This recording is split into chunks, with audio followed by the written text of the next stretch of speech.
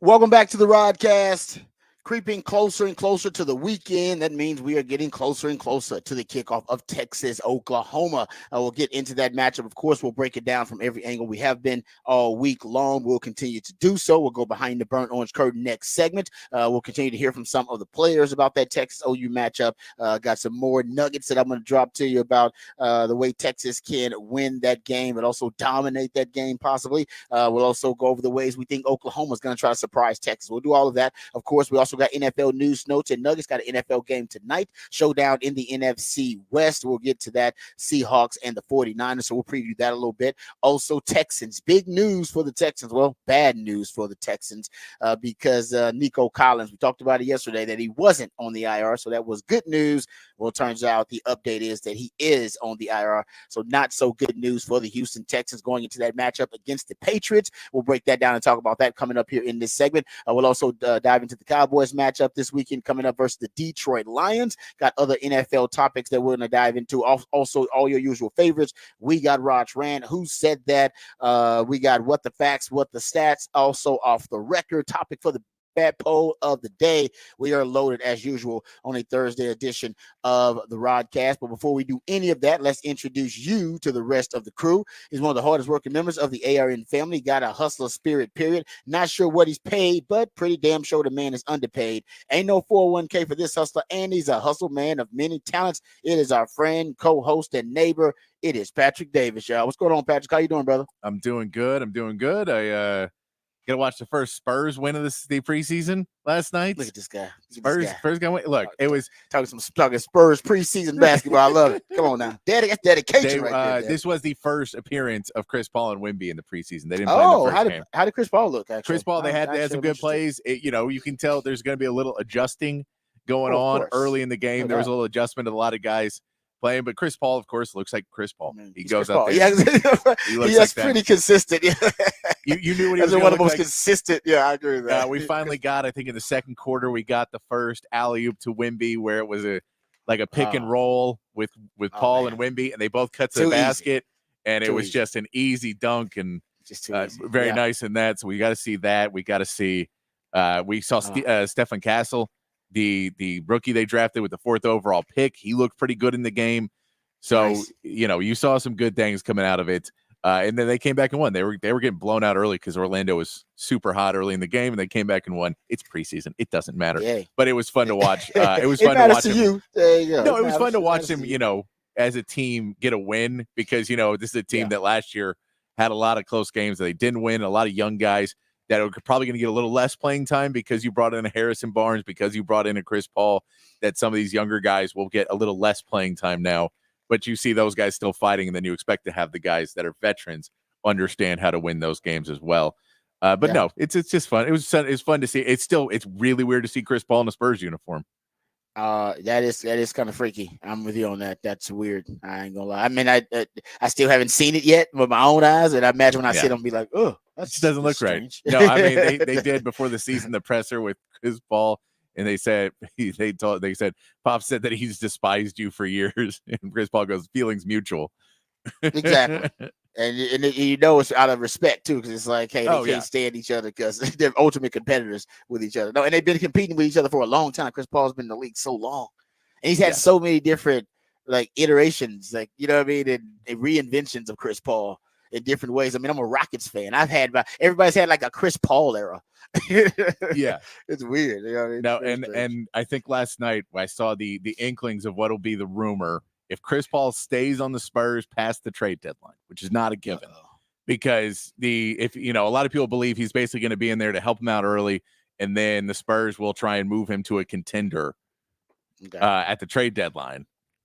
Basically, be like, instead of using Chris Paul's last year as a Spur on a team that probably is not championship ready, move him to a team that is.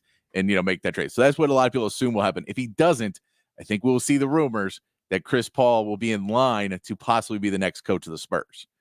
Because they did the GM's poll came out, and he was listed as either the top or one of the top guys in the NBA who would make a great head coach.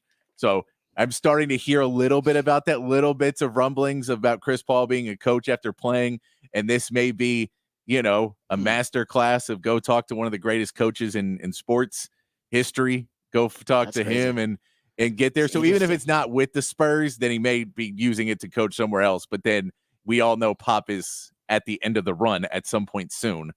I mean, he's human, so it's got to yes. at one point. I mean, so that is, I feel that it will be, I will tell you, that is a rumor that will probably surface at some point this season that you will see that they'll start to mention, well, there is no coach in waiting for the Spurs right now. There's been a few people that have thought that, and they've all moved on to other jobs.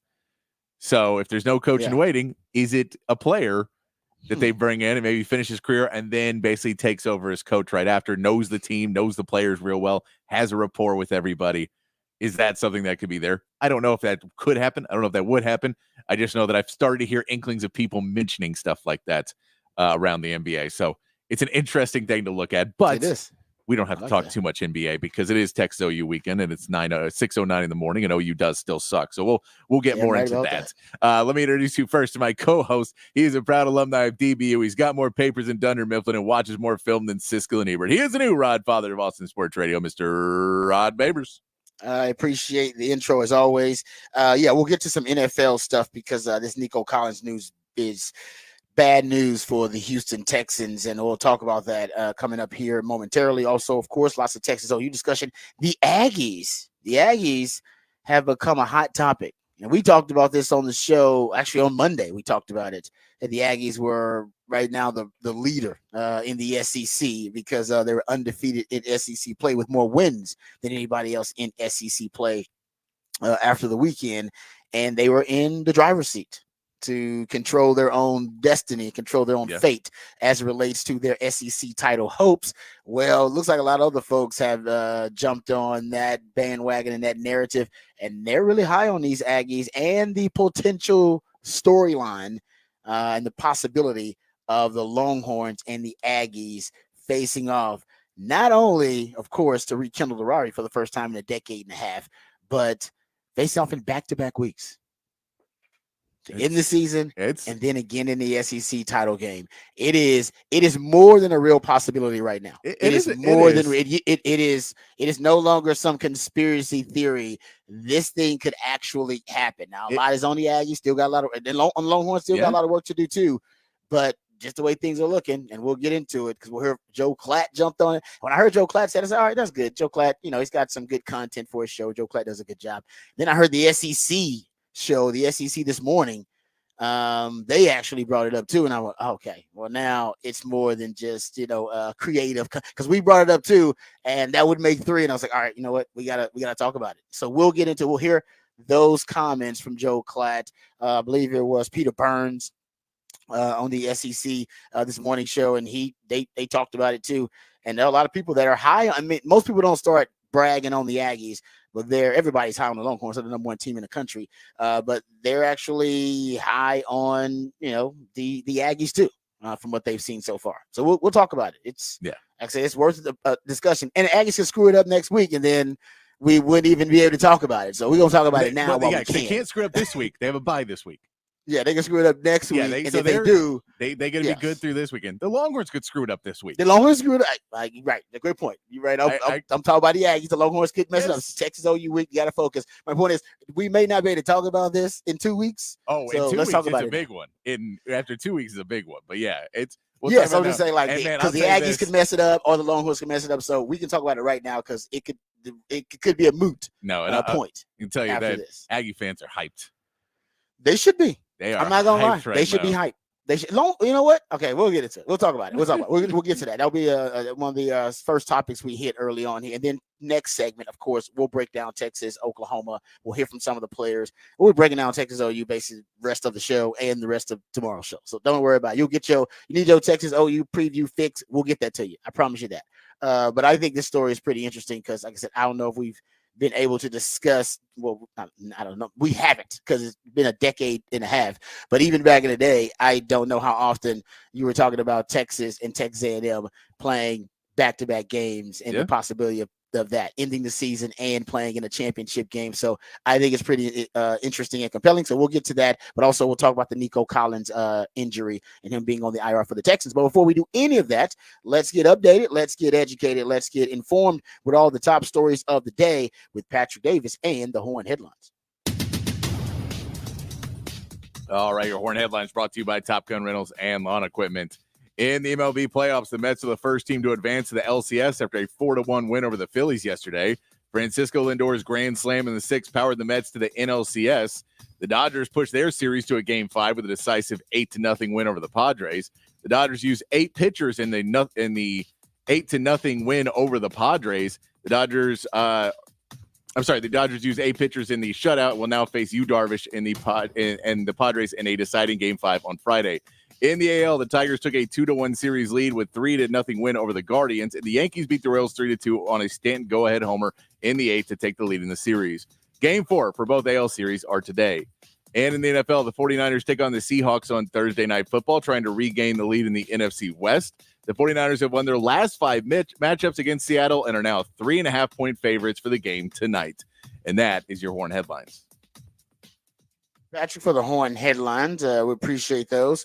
All right, let's get to this story about the Aggies. The Aggies are right now in a really good place. They're hyped. They should be. They're undefeated in SEC play, got more wins than any other team in the SEC, and right now control their fate as it relates to their SEC title hopes. So I heard Joe Klatt on his show mention this, so we'll just play his little piece of audio. And, he jumped on the possibility of all Texas SEC title game. We've been talking about Texas and Georgia and Texas and, Texas and Bama and all these other possibilities. Not a lot of people have talked about Texas and Texas A&M. I will say before the season, I did get into the possibility, what if the Aggies are good? And we had a whole, I think 2-day discussion about what if the Aggies are good? What if Connor Wegman's actually as good as some of the projections anticipate him to be? Because there was some early mock draft. They had him as a first-round pick. As a matter of fact, it was Matt Miller. It was a mock draft right before the season started. He had him as a first-round pick. Got into a discussion about how good he could be, but he hadn't really done anything but flash, small sample size. A big part of their win last week was Connor Wegman's ascent, all right, having a breakout performance. So here's Joe Klatt after watching the Aggies a little bit, and of course everybody's high on Texas, as well they should be, the number 1 team in the country, and the possibility of an all-Texas SEC title game. Could Texas A&M and Texas face off in back-to-back weeks, the last game of the season, and then again in the SEC championship? Doesn't that sound crazy right now? But guess what? It's almost the most likely scenario. This is their remaining schedule. They've got an off week. Then they're at 1-4 Mississippi State. Then they have to play LSU. That game is at home.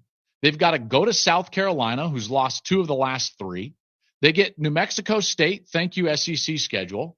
They've got to go to Auburn, and then they've got the monster against Texas. Okay, hold on a second. They're already 3-0 in SEC play. Play this thing out, okay? So you've got Wigman, who looks healthy and can run the football. Le'Veon Moss is really good. Colin Klein, their offensive coordinator. You like what's going on. So now you just got to think to yourself, what if A&M just kind of takes care of business? That would mean a win over LSU. All the other games are absolutely wins. Mississippi State, they should win that game. South Carolina, they should win that game. New Mexico State, they should win that game. They should beat Auburn at Auburn. That leaves LSU, okay? Number 13 right now, LSU. That leaves them. A&M wins their next 5. If they can get by the Tigers, then all of a sudden they get to the Texas game with only 1 loss, and they would be undefeated in SEC play. So what else has to happen for this to happen? Well, here's the kicker. They don't even have to beat Texas at that point to get into the SEC championship game. There you go. Okay. See, now that's when I was like, oh, see, because I haven't looked at the tiebreakers and all that stuff yet either. Yeah. So that's what Patrick brought up when we talked about this on Monday. It's like, yeah, I got to look at the tiebreakers and, in terms of 1-loss teams and all that kind of stuff and how that plays out. And he's right. But Joe Klatt is saying there, basically, he's looked at some of it, and the Aggies, if they take care of business, now they could Aggie this thing up, but if they take care of business, they get to that Texas A&M game, and Texas can still end up whipping the Aggies and then have a chance for a revenge game, even if they lose it, because they control their own fate right now. And so once again, like I said, Joe Clyde, he says it's like the likely scenario, the most likely scenario. So he's more than just saying it's a real possibility, like we have stated. So the SEC this morning, another show on the SEC network with Peter Burns, who does a great job, and I think it's Chris Doring is the other guy that's on with him. But they actually got into the same discussion about the Aggies. I wanted to get multiple sources here, so you guys don't think, man, Rod be up there pumping up the Aggies, man. I was like, no, I wasn't. We talked about it in the offseason. What if the Aggies are good? Y'all mocked it and laughed at it. Man, shut up. And I was like, all right, I was just throwing it out. I need some content. All right, just throwing it out there. And now the Aggies, they look like they're going to be formidable. Right. And now you got others jumping on this narrative that we could get all SEC title game. So here's another source for you. The SEC this morning. And the SEC hates on the Aggies. The SEC don't show love to the Aggies. They mock the Aggies as the little brother. Even when Texas came in, they were still kind of mocking the Aggies as the little brother. They don't want to show love to the Aggies. But here you go with Peter Burns and SEC this morning, giving the Aggies their much deserved props. You think they'll have success against State, probably South Carolina as well, New Mexico State and Auburn. I still think A&M is going to be favored by probably a touchdown over LSU. I like A&M over LSU right now, and I say that as an LSU Tiger fan. There's a real distinct possibility that this team is 10-1, and if that's the crazy part of leave that up. You could potentially see A&M versus Texas at the end of the season, and then see them again in the SEC championship Go back game. to this, like the benefit of having your toughest games at home, getting Missouri now in the rear view at home, getting LSU at home, getting a chance to play Texas at home, and the road games now, Mississippi State's struggling, South Carolina all of a sudden is struggling, Auburn struggling. Like, this is laying out to be a perfect opportunity for them to get into the college football playoff. We talked about it last week. I feel like we were on the front end of a discussion that now has taken over the entire college football landscape, that Texas A&M needs to be taken serious. And Lynn mentioned the fans. The Aggie fans are one of the most resilient groups of fans in all of college athletics. So hungry for success. And they always get let down, right? Yep. And my hope is that they don't get let down this year. The team went out there and executed and did their part. It's only going to be a cycle of more excitement. They're going to show up. It's going to be louder and louder. And I think the greatest example of just being able to impose your will on somebody, this Missouri defense had only given up one rushing touchdown the entire season. There were 5 rushing touchdowns by Texas A&M on Saturday. The blue-collar mentality is becoming not only the persona that Elko has, but the team is taking that on with the way they run the football and the way they play defense. Those guys were feeding on the offensive line. What, they have 6 sacks, or they completely smothered Missouri's offensive line. All right, went back and found some of my notes from this offseason. He said that they jumped on it last week and we're talking about it, and now everybody's on it. Guys, we were talking about it months ago. Yeah. I literally said here, Texas A&M, first 6 games, if they are 5-1, the Aggie hype train is going to start. Yeah. The Aggie hype train is already moving. Choo. So I know SEC this morning, they were on it last week. Guys, we were on it months ago. Told you guys, like, it was a real possibility then, just looking at the schedule and looking at but Connor Wigman had to play well. Now, I didn't know the Marcel Reed thing would happen. That shows you really good culture. They got a backbone, all right, in that program. And there's something else I've always brought up about the possibility of and this is the thing too, Longhorn fans. All right, so let's just, play the hypothetical game. Let's have the thought experiment. Let's say the Aggies take care of business. Don't Aggie it up. Okay. Longhorns are a good team. If you got the Longhorns winning, losing one game and, being a one-loss team going into that game, one-loss team going to the game, just like the Aggies, whatever. And the Aggies, I guess, would be undefeated in SEC play, and Texas would have that one loss in SEC play, however you want to play it. Then the Longhorns could beat them, whatever. And then they both have that one loss and could end up playing in the SEC title game. Here's the thing to wrap your brain around if you're a Longhorn fan. Are you rooting for this, or are you rooting against it? Do you, because the one of the main factors in the paranoia between these two fan bases is that the belief is that if Texas is good, it's got to be at the expense of the Aggies. So the Aggies and the Longhorns can't be good at the same time. That's always been a belief. Like, no, if the Aggies are good, that means the Longhorns are bad. Yeah, the Longhorns are good, mean the Aggies are bad. They can't be good at the same time. And there may be some truth to that. Being in the same conference, that is tough. In the same state, same conference, it's usually tough to have multiple big dogs in the same state in the same conference, right? That's tough. I mean, you see that whether you're talking about California, you're talking about Florida, when you're talking about Texas, it's usually it's one or the other, right? It's usually, Florida's time, but Florida State, and Miami, I don't know how often they're good at the same time in the same conference, right? That I don't know, for some reason it's weird. I don't know what the dynamics are. I'm sure you can find there are exceptions to every rule, but usually that is the case. And that was the case for Texas and for Texas A&M. In the same conference, it was really tough for both teams to be up. There's only been one season in the history of both programs where both programs have had a double-digit win season in the same season, 1975. That's it. That's part of the paranoia. Because you witnessed it. It's like, nah, if we're good, they're down. If they're good, damn it, we're down. And so you've always had the dynamic of one being able to mock the other and one seeing the other on their ladder on the way up or down. Like, the Aggies on the way down. You look down at them, and then the other side, it flips to them when the Aggies are good. And Longhorns like, when have the Aggies been good? They've been good a few times. When I first came to Texas in 1998, the Aggies had won the Big 12 title. They were pretty damn good at the time. And so that's why this is going to be different. This would be the second time in history, if they get there, where both programs are potentially going to have double-digit win seasons in the same season. You've only done it once. So if it feels weird and it feels unique, it is.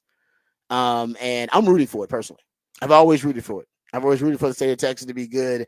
I am secure in confident in the Longhorns that I don't think the Aggie success is going to deter Texas' success, but some people believe that. I'm not hating on or discarding that. That could very well be a fact. I'm just talking about my opinion and my belief. I think it'll be really good for the state if both teams end up being good at the same time, because it's rare. We haven't seen it. And none of these youngsters, the guys who have been recruited, the prospects who have been recruited to play at these programs, they haven't witnessed it either. Nobody really has. Like I said, 1975 was the last time it happened, and it doesn't happen very often. And what if this can be like for a while, we can get some longevity to this, where both programs are competing at a really high level, a championship level. That is, the Aggies have never really been there, period. But definitely not where both programs have been doing it for, multiple years or for a stretch there. And that's why the rivalry essentially lost a lot of its luster, because it had no national appeal, because it had become a regional, local rivalry, because nothing was really on the line. There was nothing on the line except for state pride. And state pride's great. I got a lot of state pride. But, that's our thing. That's not nationally. Why would people care about Texas state pride? A little sibling rivalry. No, nationally now. Nationally, people are talking about it now. Nationally, like, oh no, this is a big story. Aggie's going to be good, and the Longhorns are going to be good. So I kind of root for it. I know Longhorn fans root against it. Y'all don't want to. No Longhorn fan wants to see their rivals, have success. And I've always said I actually want to see our rivals have success, except for when we play them. I actually do, because otherwise the rivalry is going to suck. Otherwise, there's going to be no appeal. There's going to be no, there's not going to be any, you look at it overall, no clout to the rivalry. It's going to lose all of its cachet. You got to have the rivals where I want them to be good, other than when Texas is playing them. So when Texas and Oklahoma face off, I'd like Oklahoma to still can be considered a good team. I don't want them to be terrible, because then Texas gets no bump from it. To me, if that's the case, then you have more to lose than to gain, which is what happened with Texas and Texas A&M. Texas had more to lose in those matchups than the game. Now you got a lot to gain by beating the Aggies. If they take care of business, you have a lot to gain. I mean, that truly will be, and that'll be if you'll have the bragging rights to the state. That'll be the game you can truly have bragging rights to the state, because that'll be a good Aggie team that Texas beats down in Aggie land. So I know some people aren't rooting for it. I'm rooting for it because I have confidence in Texas. I'm not even not rooting for it. I think it's insanely premature to be like, man, the Aggies had one good game. Connor Wegman played well. I mean, he was awful against Notre Dame. Awful against Notre Dame. But he played one good game against a real opponent, and this guy may win 2 Heismans this year. They may make a second one for him. We just saw Georgia, Alabama, and Tennessee, Ole Miss, all lose in the last couple of weeks, and we're like, nah, A&M. I mean, Ole Miss. Southern, who could Mississippi State? They're not gonna beat them. Who could beat them? These teams can't. Vanderbilt just beat Alabama, and we're pretending like the SEC is a walkthrough for anybody. They won by 6 points against Bowling Green. And I get Marcel Reed, the backup, was in, but the real point of this offense is the running game, and they were all healthy in that game, and they didn't do anything, and they weren't able to pull away and dominate Bowling Green. I think, I get it, but if we want to say, first of all, Texas has Oklahoma and Georgia. So first off, before we go any further than that, trust me, I agree with that. You have 2 really big games for Texas in the next couple of weeks. But then I don't even need to see the LSU game for A&M before I can go, okay, let's see where A&M is. I want to see the Mississippi State game.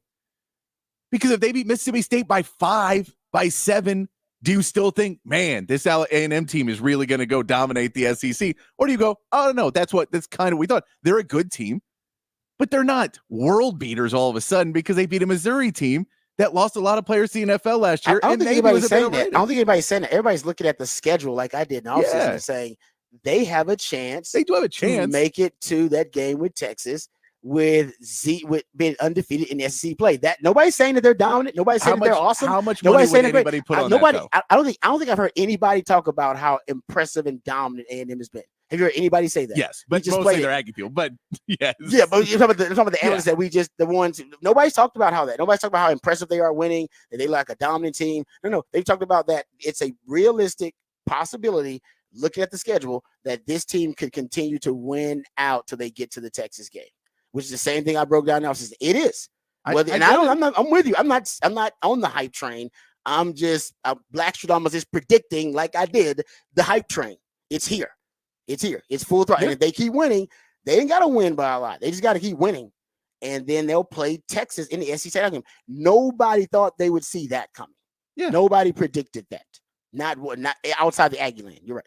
Outside of Aggie fans, nobody could have predicted. Hell, Aggie fans probably didn't predict that because they probably were hating on Texas. And Texas ain't gonna make it there. We would. So I'm gonna say nobody predicted it. Yeah, exactly. Nobody. And you're right. Texas got a lot. Texas can't discuss this weekend.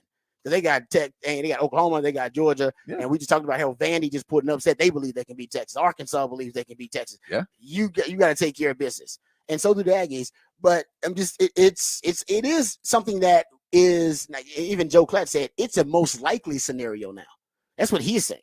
Like we've gone from that's a possibility to no, that's the most likely scenario is what he said. When you think about it, I mean, and I'm not saying that's the case either, but that's the national perception. I think it's the most likely scenario if you look at it in the fact of these are the teams that are favored every week. I don't think it's the most likely when you look at the SEC. It's going to be hard for them to make it, just any team to make it undefeated in the SEC to the end of the season. I don't disagree with that. So but they have a better chance than everybody else because they have started. They have a better chance, but they don't have a better team than other teams that are 1-win teams. And you think, well, they could easily lose a game before because one of these teams could just beat them, come up and get them 1 week. And then they lose to Texas. They're a 2-loss team. They don't make the playoffs because Georgia or Alabama or somebody else is a 1-loss. Which is why we're talking about it now and not next week. I know. I get it. I get the conversation. It's funny to me because it came out and I did it because I saw the Aggie hype train leave the station and it is full force. They also have the best quarterback room in the country now. I did not know that. They have the best quarterback room in the country. Their culture is completely fixed. There's not what this reminds me of with Aggies is Texas when they beat OU 49-0. That's what this reminds me of. And I know we weren't, but I think when we beat Texas, when we beat OU 49-0, that was a terrible Oklahoma team. But we said we beat OU 49-0. What can Sark is a hero? What can derail us? Bijan Robinson's going to win the Heisman. We are. I know we did, but it went. That was all of a sudden. The story was for the week. How good is this Texas team? They just beat OU 49-0. It feels like that right now. If you get one big win, now A&M's lucky they have a bye week Maybe that's a bad thing because maybe they're going to get too hyped up over it and have to come back. Or maybe it'll be a great thing and they can get all hyped up and celebrate and then focus back on business before Mississippi State. But yeah, this feels more like that to me of everything is falling into place perfectly for us. And I get the schedule. I'm with you 100%. They have an easy schedule the rest of the way for the SEC. A favorable schedule. They have a favorable schedule for the SEC for the rest of the way. I'm with you on that. But Texas doesn't. I mean, it's not terrible, but well, I think Texas people thought that it was a favorable schedule. Now with the upsets, they don't think it's so favorable. Yeah. But and so it'll be. I'm not willing to go up because this is the reality. I'll look at it this way: if you said how much money would you put on A&M to not even cover the rest of the season, just win out the rest of the season to the Texas game, just win their next 5 games, whatever it is. Mm-hmm. I mean, maybe $50. Like, I don't have any faith in this A&M team to win out. I agree with you. I'm not. So if I don't have any faith in them to win 5 straight games, I can't then get on the hype train and go, well, they're probably like, I get it's favorable. I just don't have the faith in it. I don't expect you to get on the hype train. No. I'm not on the hype train either. I just was, like I said, I've told you guys in the offseason, this was going to happen. No, you're right. And I did it based on looking at the schedule. And so my point is, they're doing the same thing now. And I was right about looking at the schedule and going, dude, they're going to end up being 5-1. Yeah, Florida's not the very worst good when they get there, and then everybody's going to be hyped. How, why couldn't it end up being what these guys are looking at the schedule remaining and saying, guys, they're going to end up most likely playing Texas again in the SEC title game. And it comes to fruition. So I'm not on the hype train. I know they can Aggie it up. What do I always say? Every time I pick the Aggies, they make me look stupid. And everybody can say, Robbie, you picked the Aggies. Well, I thought you knew better than that. And I was like, yeah, I should know better than that. And I didn't pick them last week, and they went. Yep. And I should have picked them so they could lose and make me look bad. So it's something weird going on with me and picking the Aggies. But I'm not saying it is going to happen, but I knew this was going to happen. Yes. I knew this was going to happen. The good news is they can't screw it up for you this weekend. Yeah, so I was saying, and I just want to make sure we talked about it now because just a good chance in 2 weeks you're like, that was a stupid discussion to be having about the Aggies. Yes, what's funny is even if they meet Mississippi State by a field goal, the discussion's like, okay, all right, maybe they're not. If Connor Wegman comes out and goes, like a touchdown and a those pick, 2-3 picks, and then goes, we don't know what team it is. I agree with that. But like I said, I knew we would get here though. Something told me now. So I was like, man, we're gonna be on the Aggie hype train at one point. It's gonna happen. It's there. I'm not I'm not on it, but the Aggie hype train does exist. Oh, it does exist, man. It's gone. Like I said, I understand it though. I totally get it. And actually, and there's a part of me that is rooting for that all SEC Texas. I mean, think about how wild that would be, guys. Oh, think about how hyped this state would be. Texas and Texas A&M in an SEC title game. Can you imagine the trash talk on social media? You imagine the vitriol back and forth, especially after the Schlossnagel thing that just happened. I mean, you got some fresh wounds in this thing still, and you hadn't played for 13 years or whatever it is. Oh man! But all right, counter that one though. Does it take something away from that Texas A&M game at Kyle Field if they're both undefeated in SEC play and no matter what happens, they're playing again next week? I don't think so. You think it's still the biggest game? I think it takes something away from it because you can just go. I don't think so. It doesn't matter. We're playing again next week. Yeah, but man, we're both making the playoffs. We're both golden. We're both moving on. I think it takes something away from it because there are no stakes in the game anymore. I think there's still stakes of pride and everything else, but you're playing in Aggie land. You're playing in Aggie land. The SEC title game would not be in Aggie land. That would be in a neutral site. I get that. That is very different. The last time they lost there, that was the last time Texas played. Winning there means a lot to the Aggies, which means it better mean a lot to you. I get it. And Sark knows he can't lose. You don't want to lose that first one. You can say, "Oh, I lose the first one. I won the second one." I don't think you want to lose the first one. I don't think you want to. I agree with you. I don't know if it has the same gravitas and have the magnitude of it because you do have the guarantee of you playing the next week. But you don't want to lose the Aggies at home, man. Now, I think, and they think if you want to make it really fun, is if one of those teams makes the SEC championship and the other one doesn't. Now, if that is the case where it's something on the line, yes, then it's even more. Because then even more on the line than before, which that could be the case, considering how everything's going to play out. I just think now the game seems like it's going to, now you've infused a little bit more. The stakes are higher, right? I think you've infused more angst, and now the Aggies have some swagger to them. I think you can get a whole different type of matchup in that rivalry when it rekindles. Speaking of rivals, let's talk about the rivalry that the Longhorns have with the Sooners, because that will be the matchup this weekend. We'll talk about that and break it down on the other side right here on the Rodcast featuring Patrick Davis. I'm lifetime Longhorn. Rod Davis coming back on the horn.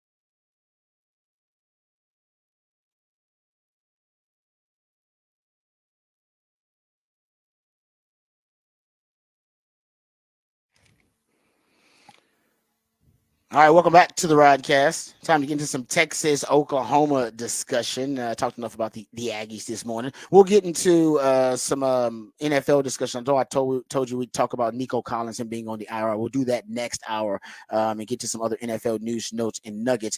But the reports, I believe the reports are in from our friends over at Orange Bloods. They're reporting that Quinn is 100% healthy and ready to go. Anwar Richardson said Quinn fully participated in practice this week and is 100% healthy heading into the Red River rivalry. Okay, first of all, not a fan of the Red River rivalry. It's the first time I've said that actually. I think all week long. Yeah. I don't refer to it as that. It's hard to say when you're a little tipsy anyway. I don't like the showdown. The showdown doesn't have enough edge to it. Obviously, shootout is no longer politically correct, and I totally get that. I'm a state fair street fight guy. That's what Craig Way and myself came up with. I remember I used to call it a street fight, and Craig Way was like, "Hey, you should call it the state fair street fight." Boom, that's it. Money. That it flows a little bit easier. To me, it has the right tone. It got some edge to it. That's how I see it as a street fight. It's at the state fair. I don't know why that doesn't catch on. State fair street fight. It's better than your Red River showdown. It's way better than Red River rivalry. And it's better than of course, the Red River shootout, the Red River rivalry. I mean, come on. No, really? We haven't done better than that? The only reason you have that is to make people so you can tell if they shouldn't be served any more booze. Yeah, exactly. If you've had 2 or 3 beers, it's like Red River. No, it's my theory of why Bud Light sells more than Miller Lite. It's because it's easier to say Bud Light than it is Miller Lite when you're drunk.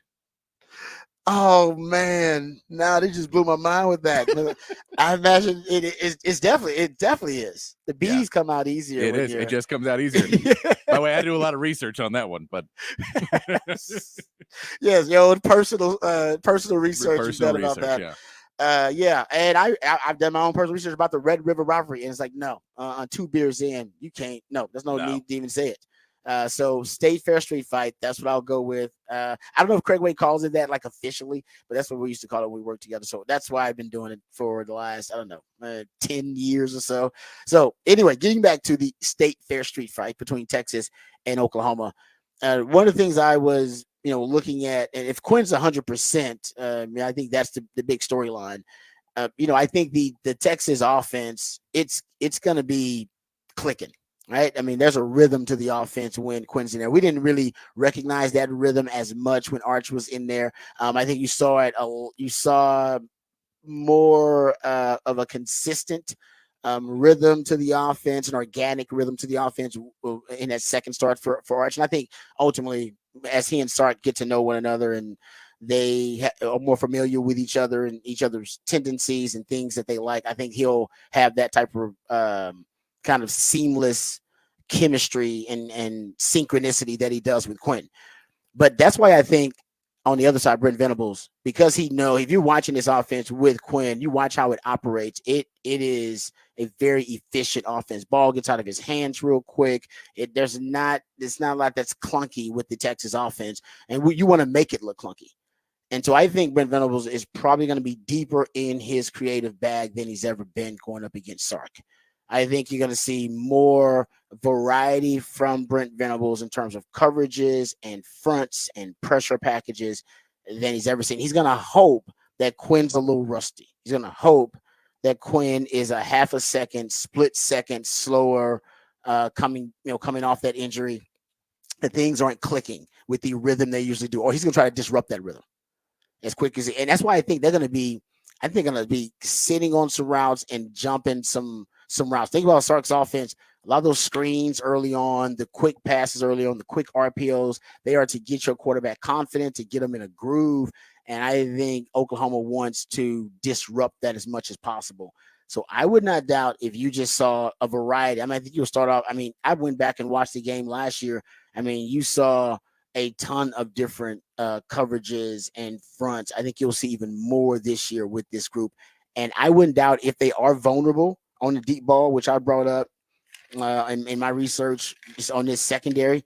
I brought it up yesterday that I would take some shots deep on them. They've, against Power 5 quarterbacks, they've allowed 69% of their 20-plus yard passes through the air to be completed. That's a really high number. For a defense, that's a really good defense, a defense that's top 5 in takeaways, top 10 in sacks, top 15 in tackles for loss.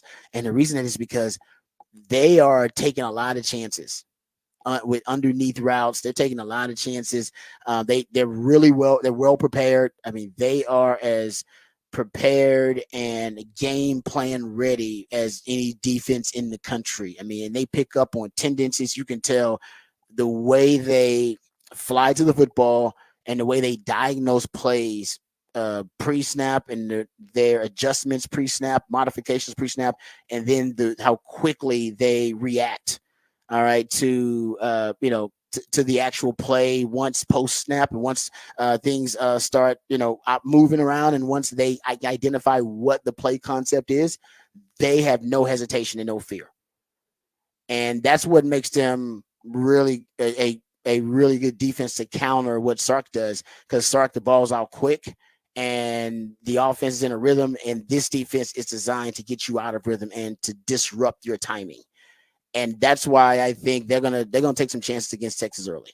I think you will see them. They did last year, right? They had some zero coverages early on there. They blitzed early on in that game against Quinn. They didn't hold back, and I don't think he'll hold back this year either. I think you'll get a very, very deep, diverse game plan from Brent Venables, and I think he's got to save a lot of stuff for when Sark adjusts. Like, when we talking about, you have to anticipate the opponent's adjustment. When you make whatever your game plan is, you have to assume that your opponent is going to make the proper adjustment, or at least be able to anticipate what adjustment they're going to make, and then have your counter ready to go. I think Brent Venables will have his counter ready to go for Sark, whatever that may be. Now, I'm not saying it's going to work, but whatever his main game plan is, and I do think they will try to take some chances and throw a lot of different looks. You could get blitz, you could get simulated pressures early on for Texas. You could get a lot of hybrid looks because they had veteran defenders that can pull it off. And I think ultimately for Sark, the quicker he gets Quinn in a groove and in a rhythm, the better. Remember, it took like a quarter last year to do it because of the way Brent Venables' defense is designed. It's designed to disrupt that flow, that natural synchronicity that a quarterback's trying to get in. Doesn't mean you're not going to make plays against it. You can make plays against it, but how quickly can you get that offense moving and with a consistent rhythm? Because Texas doesn't really have, they're going to have the running game, but the running game, remember, it complements the passing game, guys. And Brent Venables knows, I don't know if you're going to go. Now, you could break tendencies going to this game and decide to run it 60, 70% of the time. Anybody believe that? Does anybody believe that? Anybody believe we're going to go into that game and run it at a 70, say early game, early down pass rate is going to be 60, 70% run? Does anybody believe that? Any of y'all believe that? Nope. That is not, y'all been watching Sark now for 4 years. That is not in his nature. In big games, he wants to throw the football early. Early game, early down pass rate, he's going to throw it. You know who else knows that? Brent Venables knows that. He knows they're coming out passing. Sark didn't hide that.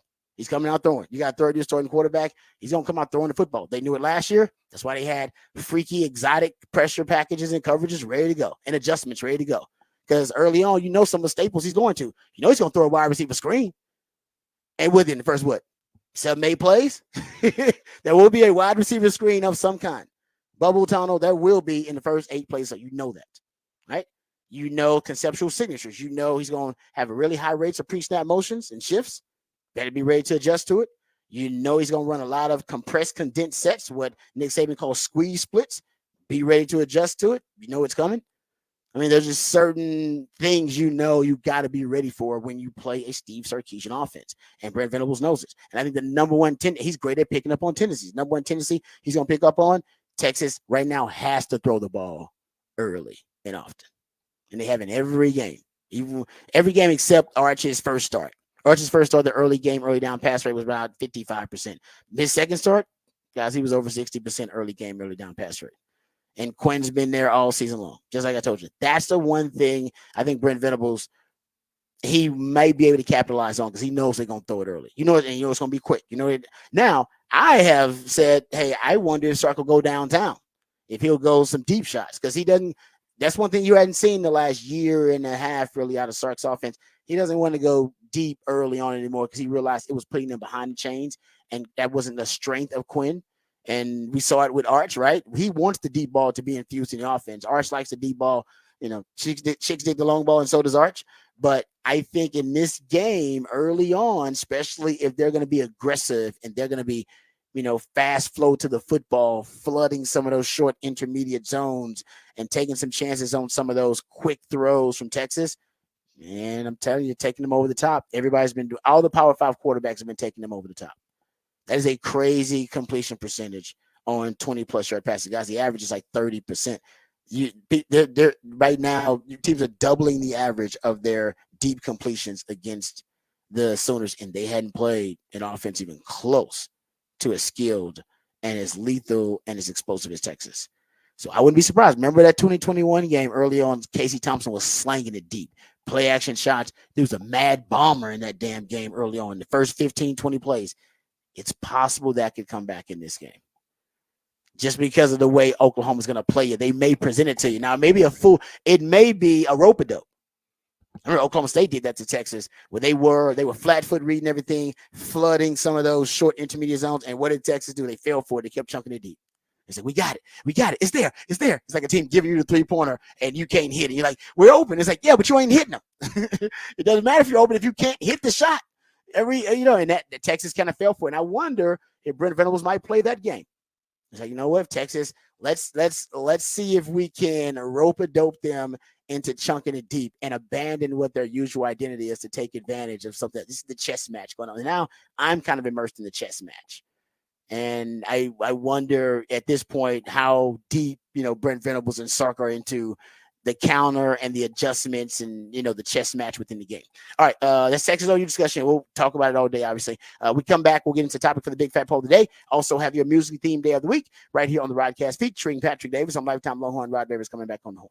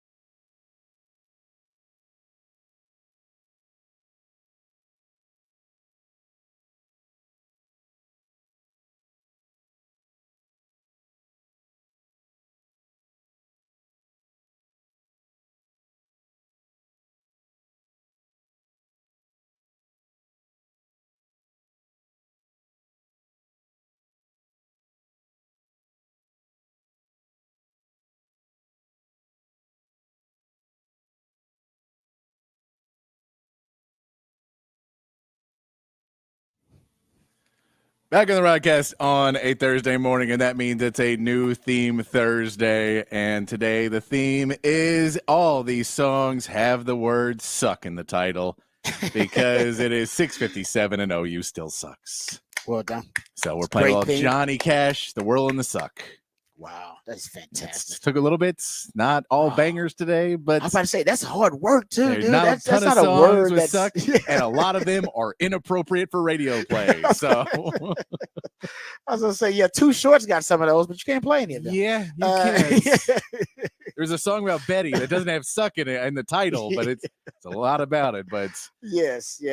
Oh man, good job. That's a great creative theme, and I don't know how you found enough songs to be able to fit it, but well done, brother. Well done. Yes, so we will have. You ain't lazy. I'll say Patrick is not lazy, guys. He goes over these things. He can mail this in. He could easily mail this in and just come up with, something like, I mean, we I could have don't done know. ACL Fest week 2. That was a pretty easy Yeah, one. you could. That wasn't free. I guess that was. They're not on- But they that wasn't can't- mail it in. That was a Yes, fitting it's appropriate, theme, though, but yes. Yeah, No, we will go into this. So, yeah, we went into this one with all the songs have suck in the title today. Well done. Yeah, That's good. That's funny. Let's get to the big fat poll today. Text line's open 512-447-3776, and it'll be posted up on X at the Horn ATX. Patrick's Big Fat Poll of the Day on the Horn. We'll ask you which wide receiver will lead Texas in receiving yards against OU. We know that there has been a bunch of different wide receivers that have done it so far this season already. We will ask you who is going to be the one. Rod just gave you a lot of insight into how Oklahoma is going to try and defend the passing game. Will it be deep shots that Sark's trying to take? Will they take the underneath? Will it be about yak yards, or will it be about just catching? I am throwing in just wide receivers because I don't have enough spots to list Jaden Blue and Gunnar Helm in with these as well, or else it would be when we start to get even more difficult to try and pick that out. So it'll be just wide receivers. The 4 I give you are Bond, Golden, Moore, and Wingo.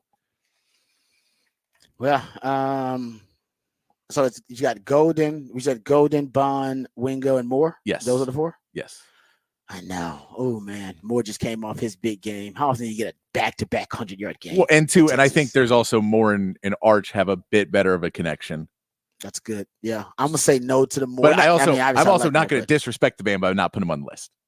Yes, of course. Man had a 100-yard game. No, I'm with you. But I think it's I don't know if with this group, if I'm thinking one guy's gonna go back-to-back 100-yard games. I mean, I just think there's so much diversity and variety. So I'm gonna say that he's out for me. Bond, it could easily be Bond, man, because all it takes is 1 or 2. But just think about it. You're not gonna do this with a lot of targets and a lot of catches. Like, you're only gonna be able to do it on like 4 or 5 catches. Like, what's the most catches somebody's had in a game? It ain't been many. Like, this is not Xavier Worthy target share, and this is you may get 5 targets. You better make the most of them. Yeah, those 5 targets. And that's why Bond, because of those deep shots, he's most likely. Hell, with DeAndre Moore though, it was Arch that liked him on those deep shots. Yeah. So Bond is one, and Wingo, because Wingo's so damn explosive. Wingo he's like two touches, two targets. And we can see, we yesterday we talked about the defensive MVP, and a lot of people thought Colin Simmons was going to start his Texas lore with a huge game against OU. Could this be Ryan Wingo starting his Texas lore with a really big game against OU? Doing kind of like the other freshman Ryan Williams did against Georgia, and has a huge play that will live the Alabama fans. Now, they'd probably love that play more if they beat Wake Forest after that, but that Ryan Williams play at the end of the Georgia game when Georgia took the lead, can Ryan Wingo, hopefully Oklahoma never has a lead in this game, but can Ryan Wingo make a couple big plays and break some big stuff and all of a sudden break it? And then Matthew Golden, is it going to be that they just let you go underneath, and Matthew Golden just keeps picking up third downs and keep picking up those plays and getting 15 and getting 10 to 15. I don't see them being that. That's a good point. I don't know if I see Oklahoma being that passive on defense. Just saying, we're gonna bend but don't break. That's basically what they'd be like. Hey, we're gonna bend but don't break. Yeah. We get to the red zone, that's when we're gonna bow our back and we're gonna play. They could do that. They could go that route. They could say, you know what? We don't want Sark's going to eviscerate us with this deep ball and passing with basically 3 levels of the passing game. We can't defend that. In the red zone, we can defend everything. But Texas is the best red zone offense in the country this year. I don't know if I want to take that chance. No, but you could say, if you're Oklahoma, we know there's 3 things that can happen if you pass the ball, and 2 of them are bad. That's true. And so if we make them throw it more times, as opposed to just letting them go downfield, and we'll just try, and then they hit a couple, but they're only throwing 4 or 5. It's hard for us to get interceptions and sacks and turnovers if they're only throwing the ball 3 or 4. We need those turnovers, so let's try and make them throw it underneath. Let's try and go, and eventually he's going to make a mistake. We'll get the sacks, we'll get the negative plays, and an opportunity for the turnover. No, I'm with you. So it could be that, and then Matthew Golden has been thriving in that world. Yep.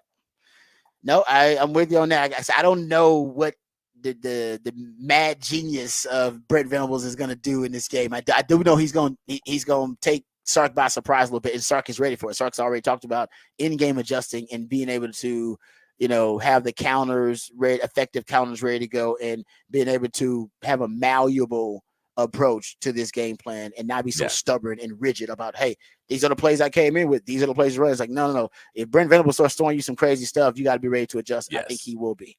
So, all right. So who's going to get the? You say who's going to get the 100-yard game receiving? Well, it's or basically who- which wide receiver will lead Texas in receiving yards. So we Receiving, can say okay, that's 100, the but it question. could be 95. It could be Yeah, you're right. who It will could just lead which wide receiver will lead Texas in Yeah. receiving yards. Right Can't tell now, you. I'm leaning Bond or Wingo. I'm leaning Bond or Wingo. Yeah. Yeah, because Golden stuff is so like I think Golden may lead you in touchdowns because he's the red zone weapon and he works out underneath stuff. We just haven't seen him get a lot of down the field targets. Yeah, and that's because that's basically I think Golden is only if you think they play a bend but don't break because everybody who's been leading has been on big plays. You know, you get that chunk yardage, 40, 50 yards on a play. You're halfway to leading the team in receiving in the yard, and so that's kind of where we've been. And there's 3 guys on this list that can do that. Golden probably could. He just hasn't been that guy this season. Yeah, exactly. At U of H, he did do it. I mean, at U of H, he did that. Yeah. That's what they need him for. In Texas, they don't really need him in that role. But maybe that's the Tennessee breaker. Yeah. Maybe Oklahoma's looking at him too, like, oh no, Golden, we ain't got to worry about him going deep. That's not really what he does. And you start just using Golden on slot fades down the field. That could be something too. But all right, good topic there for the topic for the Big Fat Poll today. Who's going to lead Texas in receiving in the Texas OU game? Yeah, because something tells me that Sark could unlock somebody that they're not expecting. And if you're Oklahoma, who are you taking anybody away? I don't even know if you can do that against Texas. That would because that seems like a fool's errand. I listed you 4 right there. That's not including Blue and Helm. Yeah, exactly. Like, I'm not including the tight end, the running back, who can also receive the ball and have both had really good receiving games this season. Yep, I figure situationally I may try. Like in the red zone, I definitely try to take away Golden, and maybe third downs, I'd probably look at trying to take away Helm. And I think I would take away Bond to start the game because Sark seems to like to go to Bond early, like some, like fixed targets early. Maybe I take it, but I think you would still. I think it would be a fool's errand. Like you have to play Texas straight up, which is also a nightmare because you're basically putting everybody in kind of one-on-one. We got to play them straight up because they have so many weapons that can hurt you, and they haven't shown a tendency to funnel the offense through one guy. Jaden Blue may be the only one you can say that they funnel the offense through him a little bit, but it's interesting. All right, so we'll come back, get into that. Of course, we'll talk lots of Texas OU. The unfortunate news about Nico Collins being on the IR, we have to address it. All right, we'll talk about what effect and what impact that's going to have on the Texans offense. I think it could be extremely problematic. It could be, and I'll tell you why on the other side. We'll do that and more right here on the Rodcast featuring Patrick Davis. I'm Lifetime Longhorn Rod Davis coming back on the Horn.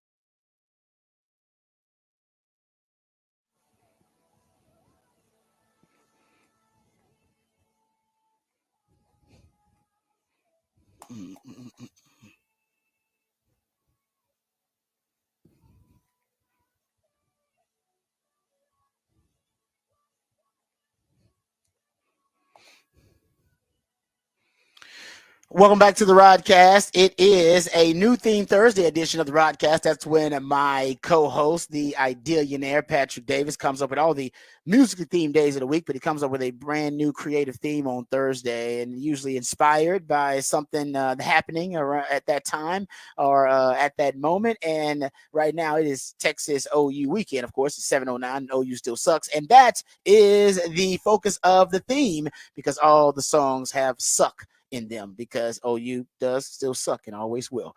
So we appreciate Patrick coming up with all the creative new themes for us. Also, he comes up with the topic for the big fat poll today. Always a great conversation starter. Patrick, what is the topic for the big fat poll of the day? Big fat poll today. Which wide receiver will lead Texas in receiving yards against OU? We gave you 4 options on there: Isaiah Bond, Matthew Golden, DeAndre Moore, or Ryan Wingo. If you've got another name, you can throw it in there on the text line. You can throw it in on X as well. Remember, we're saying wide receivers.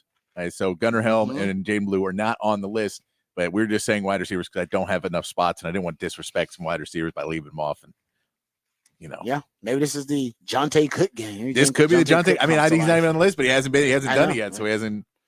Yeah, no, I agree with you. I'm not you shouldn't put him on the list because I don't know if he has shown you enough, but this could be the game where he has that kind of breakout performance because we really hadn't seen it from him in terms of being a focal point in the passing game.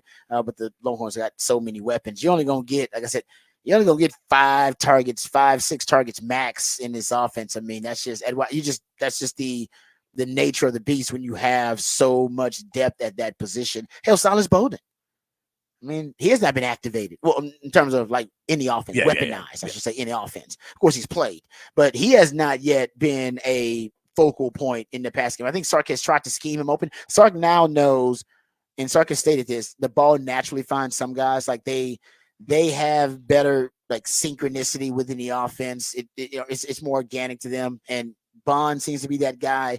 Golden and Wingo seems to be those guys. And then it happened with DeAndre Moore last game. But I think they're scheming DeAndre Moore open. I think those were scheme throws. You look at the stalk block and go, and that was a target to motion that was on his other touchdown. So I think Sark is, after 4 games of him not getting any action at all, really. So I was like, okay, all right. I know there's some guys, they're going to organically, naturally find their place in the passing game in the offense. Let me start scheming this guy open. I think he's scheming open Silas Bowden too. I think but remember, he did get DeAndre Moore a touchdown in the Michigan game. It got called back, but he did get him one. He did. Yes. And so, and then didn't have a target. I mean, he basically didn't have a target because that got called back, so he had 0 targets. No, and that was because the first couple of games he didn't really get much, and then he got that, and you were like so happy that he finally got it. And they took it away. Everybody was happy for him. So he's a starter. He still starts for you, by the way. Starts because he does everything else extremely well, and I mean he does that well. He just hasn't been able to get the right moment, but he did in the last couple of games. Yep. No, I'm with you. It's really interesting that this wide receiving core, and I predicted you'd have a different leading receiver in half of your games this year. And I'm going to hold that. Actually, I feel more confident about that now than I did when I initially made that prediction before the season started. So there you go. That's the topic for the big fat poll today. Go check it out. Go vote off that at the Horn ATX on X. Before we get to more Texas OU discussion, which we'll do that in Rod's rant. I got some numbers I'll share with you about what I think the tendency breakers might be for Texas going into this game, how they can catch Brent Venables by surprise. We'll dive into that. But we got the Horn headlines, and after the Horn headlines, we'll talk NFL. Nico Collins on the IR. I'm sure Texans fans like Patrick and I are disappointed in that. I'll talk about what the impact's going to be on the offense, how the offense is going to change without the top receiver in the league. I was leading the NFL in receiving yards, and now it's going to be out for at least the next 4 weeks for the Texans. We'll discuss that. Also, we'll throw in some Cowboys discussion as well, previewing their matchup versus the Detroit Lions. But first, let's get updated. Let's get educated. Let's get informed with all the top stories of the day with Patrick Davis and the Horn headlines. All right, your Horn headlines brought to you by Top Gun Rentals and Lawn Equipment. In the MLB playoffs, the Mets are the first team to advance to the LCS after a 4-1 win over the Phillies yesterday. Francisco Lindor's grand slam in the 6th powered the Mets to the NLCS. The Dodgers pushed their series to a Game 5 with a decisive 8-0 win over the Padres. The Dodgers used 8 pitchers in the shutout and will now face Yu Darvish and the Padres in a deciding game on Friday. In the AL, the Tigers took a 2-1 lead with 3-0 win over the Guardians, and the Yankees beat the Royals 3-2 on a Stanton go-ahead homer in the eighth to take the lead in their Game 4 for both AL series are today. And in the NFL, the 49ers take on the Seahawks on Thursday Night Football, trying to regain the lead in the NFC West. The 49ers have won their last 5 matchups against Seattle and are 3.5-point favorites for the game tonight. And that is your Horn headlines. All right, thank you, Patrick, for the Horn headlines. I appreciate those. Let's start. Well, actually, it's bad news for the Texans and the Cowboys here as it relates to the IR. Marshawn Nealon, we'll start there for the Cowboys, now on the IR. It is crazy. I mean, they call it the injury bug literally because of how it can spread, almost become infectious on the team. And it hits like a certain position on your team, and it's just weird how that happens. It's happening to the Cowboys right now at edge, right? Micah, DeMarcus Lawrence, Marshawn Nealon, Sam Williams, and he's like, "What the hell? How does this happen?" And for the Longhorns, running back, remember, hit, boom, boom. It's weird, and I don't know how, but it does.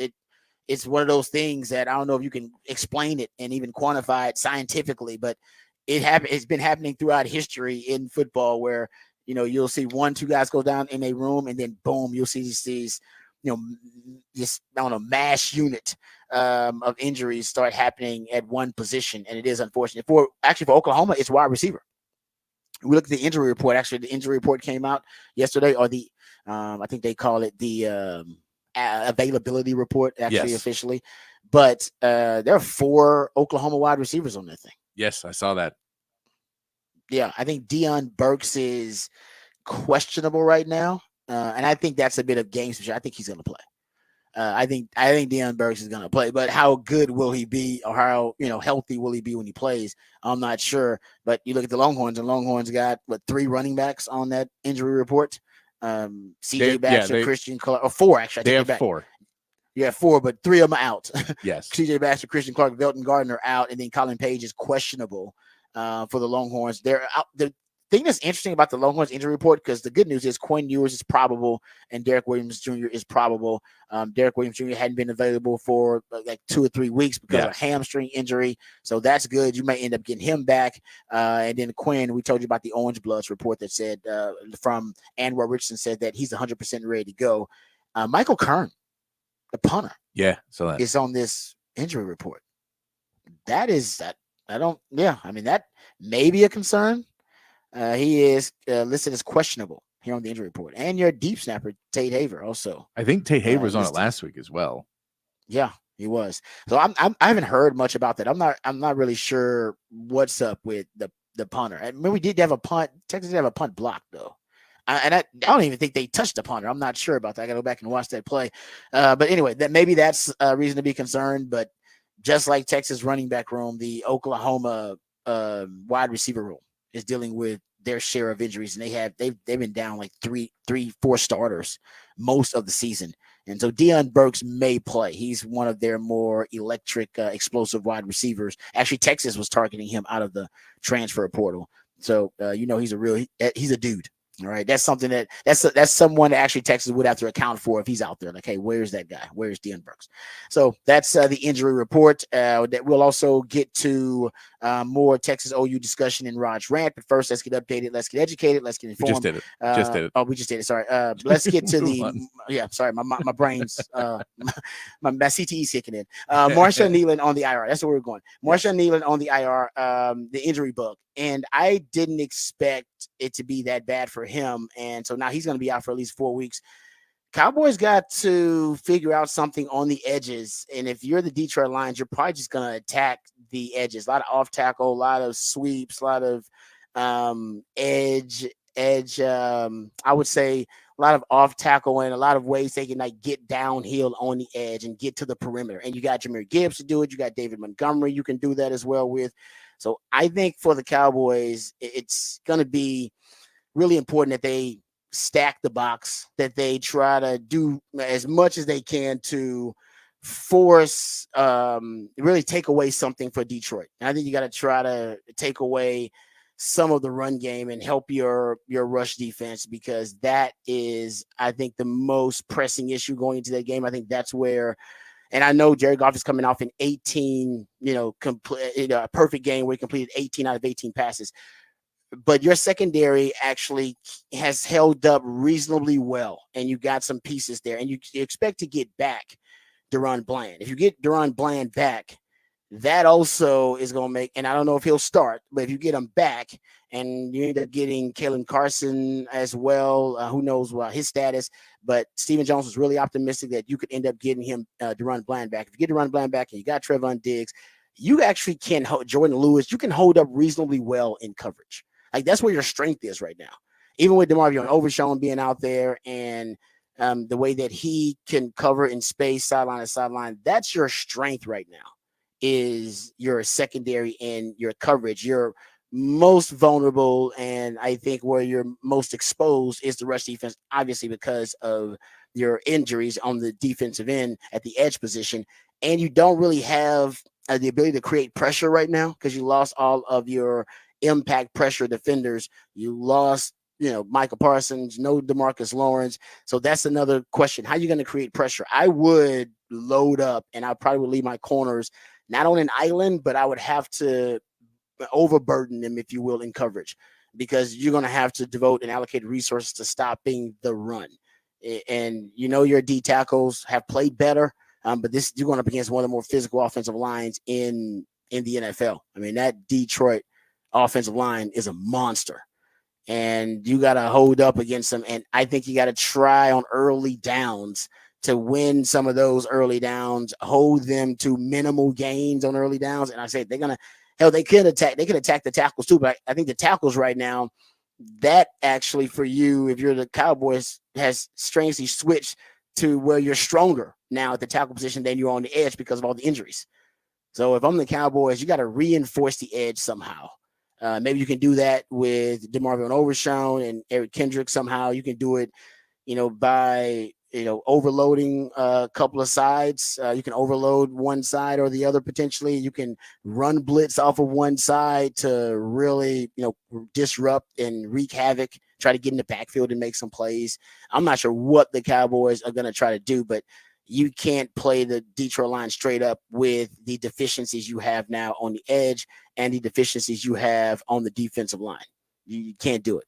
So you got to take some chances, and they're going to have to, in my opinion, I think they're going to have to roll the dice with some run blitzes early on to try to, set the edge and try their best to blow up some of those plays in the backfield for the Lions. Because if you don't blow up some of those plays in the backfield for the Lions, you allow them to get running downhill, you're going to be in trouble. I know they did better versus the Giants. They did better versus, like I said, it was a little bit different. Steelers, I think they did better. And I broke down those numbers for you earlier this week. The rush defense has improved, but now you're dealing with a different beast, a different monster altogether with the Detroit Lions. And like I said, they can get going downhill on you. Yeah. And they got two really good backs. It's just going to be tough these next few weeks because of those injuries. We don't know. Micah Parsons, I'm sure, wants to play. We haven't heard yet if he's going to be officially out, I don't believe. So, he's got that high ankle sprain, which usually takes a few weeks, but, sometimes with these freaks of nature like Micah Parsons, they do try and come back a little bit sooner. We'll see if they push it or just, say this is going to be what it is for this week. But it's going to be a problem for them for probably the next 3 or 4 weeks that they just don't have any depth, any real people that they can throw out there on the edges. So it is going to be hugely important for this Dallas team to try and figure out some other way to attack, some other blitzes. And I think that's where Mike Zimmer is going to have to be able to try and use his years of experience to say, I can create pressure through other means without really giving up everything we're sticking to trying to stop the run. We're going to have to take some chances at points so they don't get comfortable, because we know Jared Goff the last time he played football, didn't miss a pass. And so he's going to sit back and pick you apart if you don't get pressure on him. And if you let them start running downhill, you have to find ways to create some pressure. So I think you may see some different exotic looks from Mike Zimmer just solely because they have to. Yeah, I would try to blitz him and, speed up Jared Goff's process a little bit. They like the traditional play action. I would not allow them to get into the old traditional drop play action where he can turn his back on the defense. I would bring extra blitzers and on early downs, I would bring blitzers off the edge to reinforce the edge and to try to disrupt and get in the backfield. I don't want them to get rolling downhill on my defense because I don't know if you have the defensive line to be able to be stout enough to stay in the point of attack. And you don't want that offensive line to start pushing you back. So we'll see what Zimmer brings to the table. I would pick the Detroit Lions in this game, but I was a little surprised how well the Cowboys dealt with adversity in that Pittsburgh game on the road. I was impressed by that. So they showed a lot of grit. They're going to need even more of it in this matchup. Have not heard about Brandon Cooks, so I'm not sure about Brandon Cooks' status. No, but Jalen Tolbert had a really good game last week, and that was really important. So Jalen Tolbert showing up for the Cowboys he's got to do that 2 weeks in a row. But even if Brandon Cooks comes back, he's probably going to be somewhat limited. So yeah, which means the offense is going to be somewhat limited. A running game also improved. Remember, they gave Rico Dotto more of a lead role in that committee of running backs. So hopefully he can improve too. Offensively, I think the Cowboys they find ways to move the football. Dak is playing at a high level right now. I think they'll find ways to move the football on Detroit. I don't know if they'll do it consistently, but they'll make some plays. My concern is I don't know how the defense matching up with that offense after Jared Goff coming off a historic performance. How do you discombobulate that dude and confuse him without two of your best 5 players on defense? Maybe you get to run Bland. I think your secondary's got to help you win this game. Yeah, and you're going to have to put them on a bit of an island at times, whether you're playing man coverage because you're trying to load up the box or you got some exotic blitzes. You're going to need your defensive backs to make some plays. Those are the guys where your back 7 right now should be your strength. You just added Overshown, playing him like a starter. You might get Deron Bland back. If you don't get him back as a full-time starter, he'll come back in a contributor role somewhat. But Trevor Diggs and Jordan Lewis, you got Malik Hooker back there. Those are stable pieces who have been around. You've been on this defense for a few years now. So your back 7's got to help you win this game because you are decimated with injuries and deficiencies on your defensive line. So some good news from practice. Deron Bland and Kalen Carson were both full participants in practice on Wednesday. So that's really good news to see. The one you don't want to see is Eric Kendricks did not practice as well for the Cowboys, which there's another player in your linebacker core that you need everyone on that defense who's a starter that you can play needs to play. He's important just because he is kind of the field general for them. Yeah. He's been in that Zimmer defense, so he knows it really well, can make sure that a young Overshown is in the right place, make sure that he's navigating and delegating all of the different roles and responsibilities. That's why he's big. And he's a good player too, but you lose kind of the brain. Yeah. The brain of that and that's right now. But that hopefully that is just more a precautionary. A lot of guys sit out Wednesdays and then practice Thursdays or Friday. Like they, especially veteran players, they'll let them not have to go on a Wednesday. So I don't know if that one's major, but Kalen Carson and Deron Bland both being full participants that's big. Because if you get those two guys back, that makes that secondary pretty stout. Yeah, because then you don't have to, you really don't have to put Deron Bland out there in too many situations where you can risk, re-injuries early on. Because they said they didn't want to start him. They said they wanted to. They wanted to play him and give him some playing time, but they didn't want to start him. So they don't want him playing. They want to have him on a pitch count. There's a certain number of snaps I think they have in their mind that they want him to play. And I'm sure there are certain situations they want him in, but you got Kalen Carson there who's already started for you, opposite Trevor Diggs, and you throw Deron Bland out there. Right now you look really healthy as you've been all season, potentially in that back 7. And I think that's where the Cowboys can win this game, or at least that's where I would put a lot of my burden and allocating my resources. I would try to give those guys more responsibility and try to help your D-line. Your D-line's going to need some help. They really are against this group. I just don't see I just don't see how the Cowboys are going to be a stand up against this Detroit Lions offensive line. It's one of the biggest, most physical O-lines in football. If they do, then that's a really good test for the Cowboys because this is a group that they run downhill. They got 2 really good running backs. They got really creative run concepts because of Ben Johnson too. This is a team that started, pulling their tackle and putting their tackle in motion. They'll use a sixth offensive lineman at times too. They've done some really funky things on offense, and Cowboys better be ready for it. Yeah. So And- Marshawn Kneeland out on IR. That's the big news for the Cowboys. And unfortunately. thanks to the texter pointing out, Brandon Cooks did go on the IR on Saturday of last week. Damn, they put him on the IR. I didn't realize that. So they went ahead and pulled the trigger on that one too. So he will be out for at least 3 more this week's game, and then 2 more after that. I didn't realize they put him on IR actually. I thought that he was just going to be out. That's another big injury for a big loss for the Cowboys. Nico Collins, another wide receiver. He's on the IR too. A lot of wide receivers actually ended up on the IR. I'm realizing that now. But Nico Collins for the Texans. We talked about it yesterday. We thought, hey man, there may be a chance that he's not on the IR, so maybe he just tweaked that hamstring. Looks like it may be a little bit more than a tweak because he's going to miss the next 4 weeks for the Texans. This is big for a lot of different reasons. And Tank Dell, I've said this last week, and I said it earlier this week. We were kind of waiting on Tank Dell to look like he did his rookie year to start to at least show some flashes of what he did. Now he had a serious injury last year that he was obviously recovering from in the offseason. He did have a traumatic event this offseason where he ended up getting shot actually, and recovered from that pretty well. So, and I know he got nicked up a little bit earlier this year. But with Nico Collins being out, by the way, Nico Collins is leading the NFL in receiving yards. He was second in receiving yards per game. He was second in yards per route run, second in yards per target. I mean, whichever way you want to say it, he was playing like one of the top 2 best receivers in football when he went down in a game last week. And now you're going to need Stephon Diggs, which no problem at all. He can take over being that number 1 role, which he did in the game last week when Nico Collins went down. He just really stepped up. I think he had 6 receptions, led you in receiving yards. But Tank Dell's been the big mystery because we really haven't seen Tank Dell flash yet this season. And they're going to need him in this game against the Patriots to do more than flash.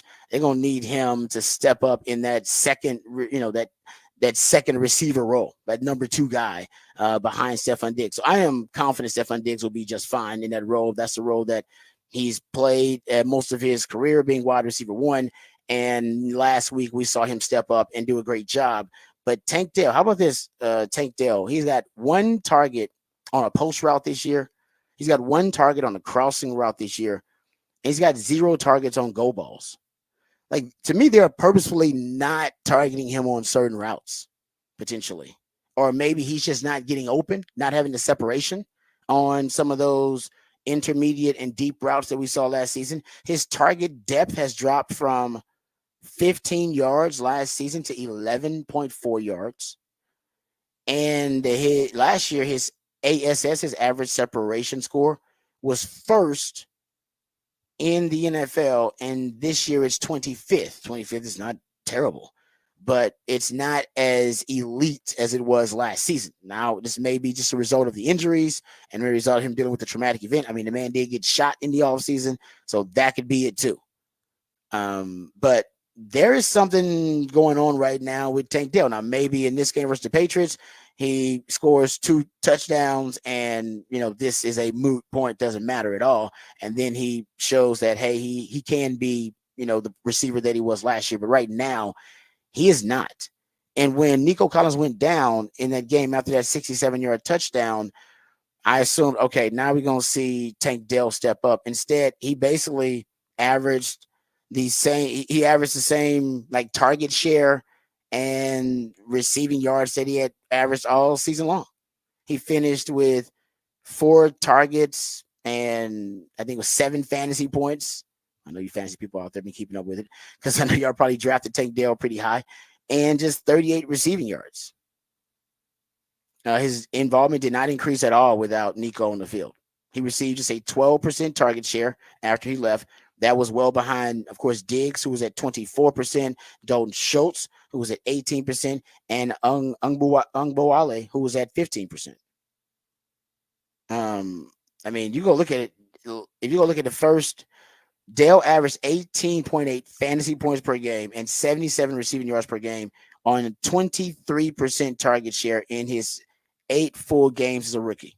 And now, by the way, that target share was a team high. So everybody assumed, oh, he's one of CJ Stroud's favorite targets. Man, when he's in there, CJ's going to look for him. And maybe it wasn't that as much as he was just getting open and CJ was throwing it to the open guy. And now this year, he just ain't getting open he did. I think it's part of that, but I also don't think they feature 3 wide receivers in this offense. I mean, it seems like they feature 2 wide receivers because there's no one else who's taking up that slack. But last year, they wasn't featuring 3 wide receivers either. Last year, but there wasn't Stephon Diggs. Just 2. Yeah, I know, but like the offense, it was they're playing more 3 wide receiver sets than they did last year. They are. I'm just saying. Yeah, it feels like 11 personnel they did last year. It would worry me more if somebody else was getting targets. I think that there is something to be said for it. I would assume this week he'll be more involved in the game plan going in without Nico being there the whole time. I just don't know how involved he was in the game plan in the last couple of weeks. I agree with you. It's not what you want to see because you wanted to see Tank Dell take that next step and then have what they say, the 5-headed monster. Yeah, you wanted to see a 5-headed monster. Yeah. But it's been a 2-headed monster right now with Diggs and Collins, really, because Joe Mixon's been hurt. Dalton Schultz has been okay, but nothing over the top. Tank Dell hasn't been. So it's not quite what they had said it was going to be. You'd like to see that step up. I'll tell you this. I'm not as worried about the Nico. I'm kind of happy they put Nico Collins on IR because it now means he can actually go get healthy. And when he comes back in 4 weeks, he'll be able to come back versus trying to ramp him up in 2 weeks and kind of just having to go through that over and over again. And we'll see if he comes back. And it's one of those hamstrings where you have to take time off. And this allows him to rest a little bit differently. So their schedule isn't terrible either in the next few weeks. You know, you have the Patriots who you should be able to beat without him. You have the Colts in there you should be able to beat. You have the Jets you should be able to beat. These are all teams you should be able to beat even with him out. So the Packers are the one that it's going to be hard to win. But other than that, there's some very winnable games in that next 4 games. So it's not the end of the world for me, but I'm with you. I get there are concerns in it, but I also want to see what this offense looks like week after week once there's a run game again. And if Joe Mixon's able to come back, how that changes what defenses have to defend. I agree with that. You also have to learn how to thrive without Joe Mixon. I agree.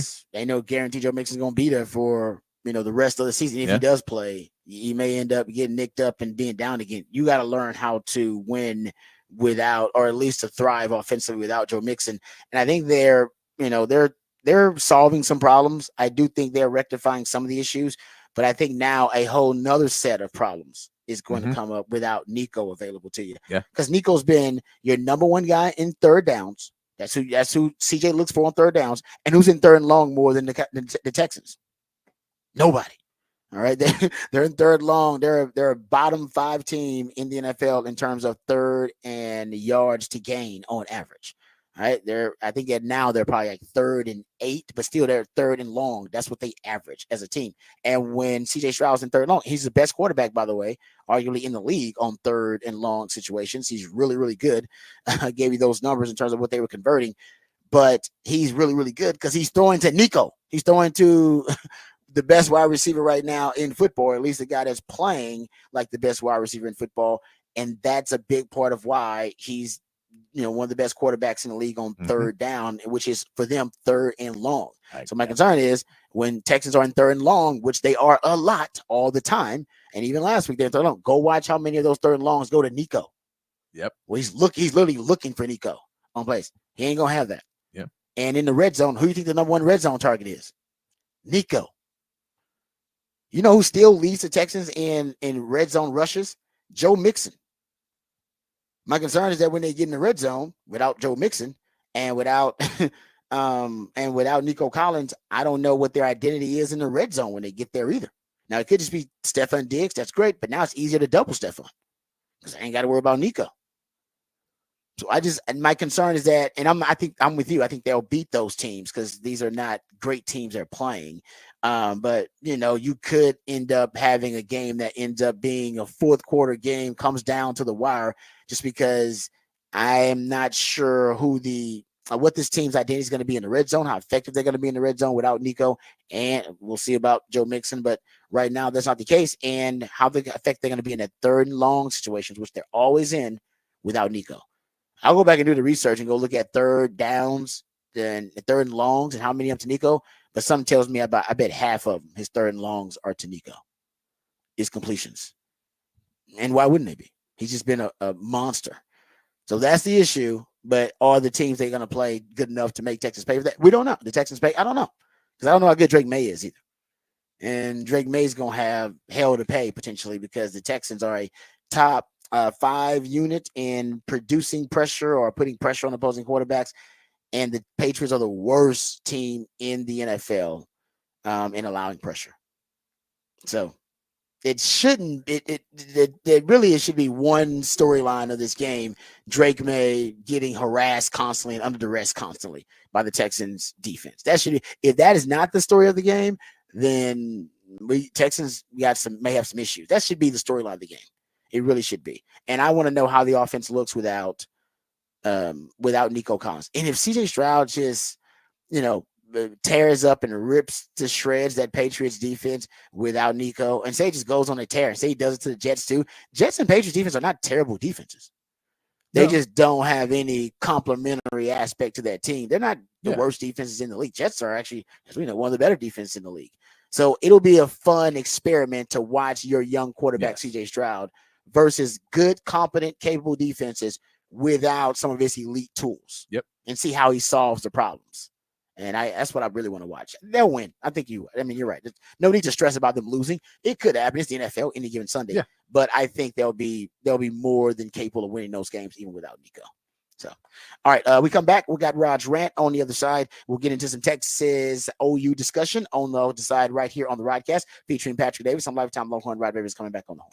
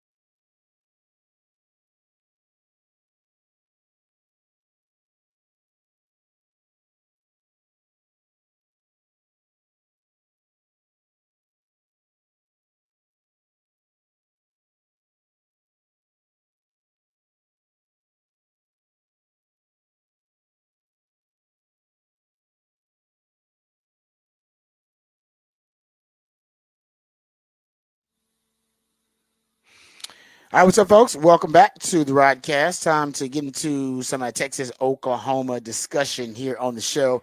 I went back and looked at the notes from last year that I had about this Texas Oklahoma game, trying to find some insight, try to find some trends that I could identify that may be able to translate to this year's Texas Oklahoma game. And I found a couple.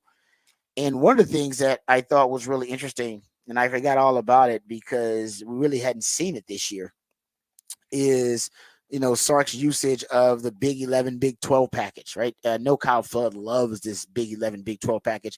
It is the 6-0 line package that Texas uses. They used it last year. Hadn't seen it this year, really, at all. I mean, Texas hasn't really broke it out. I don't know if it's because they no longer think it's necessary or they don't like the results they had last year. Now, that didn't make a lot of sense because last year they actually had pretty good results. They improved, especially via the pass in that Big 12 package or Big 11 package, basically any sixth offensive lineman they used out there. And I recognized in the Oklahoma game, it worked really well against Brent Venables' defense. When they had 6 offensive linemen out there, they averaged damn near 8 yards per play. They averaged almost over 8 yards per rush. And their 6-0 line package over 7 yards per attempt. Now, they didn't throw the ball a whole lot. They only threw it 5 times out of that 6-0 line package, but hell, 3 of those plays were 10 yards or more down the field. But it was really in a running game where they were able to have some success, a lot of success, versus this Oklahoma front with the 6-0 line package. So, number one, it helped them in the running game. And that wasn't the case really all season long. Based on my research, when you had the 6-0 lineman 6-0 lineman out there, you actually dropped your yards per rush dropped from 2022 to 2023, but your yards per attempt, you damn near close to doubled your yards per attempt. you are averaging damn near 12 yards per attempt throwing the football out of the 6-0 line package in 2023, where you were less than 7 yards per attempt in 2022. So one thing they figured out was present power personnel packages, and then you pivot to play action pass principles. And you go look at the pass rate early on in the early down pass rate and pass rate out of those 6-0 line packages. It started to increase from 2022 to 2023. In 2022, you were mostly running the football out of that 6-0 line package. And in 2023, your pass rate increased. You went up to like a 45% pass rate out of that 6-0 line package. Because once teams see it, once they see a 6-0 lineman out there, their mind automatically, they automatically think it's going to be a run. It's a power set. They have fewer receivers out there to sacrifice a receiver for an offensive lineman, even though that offensive lineman technically can be an eligible receiver and go out for a route. That's not what they do. So I think that's how the defense, that's their natural reaction. And Sark uses that natural reaction against them, because that's when he pivots to play action pass principles, or you can pivot to straight drop back.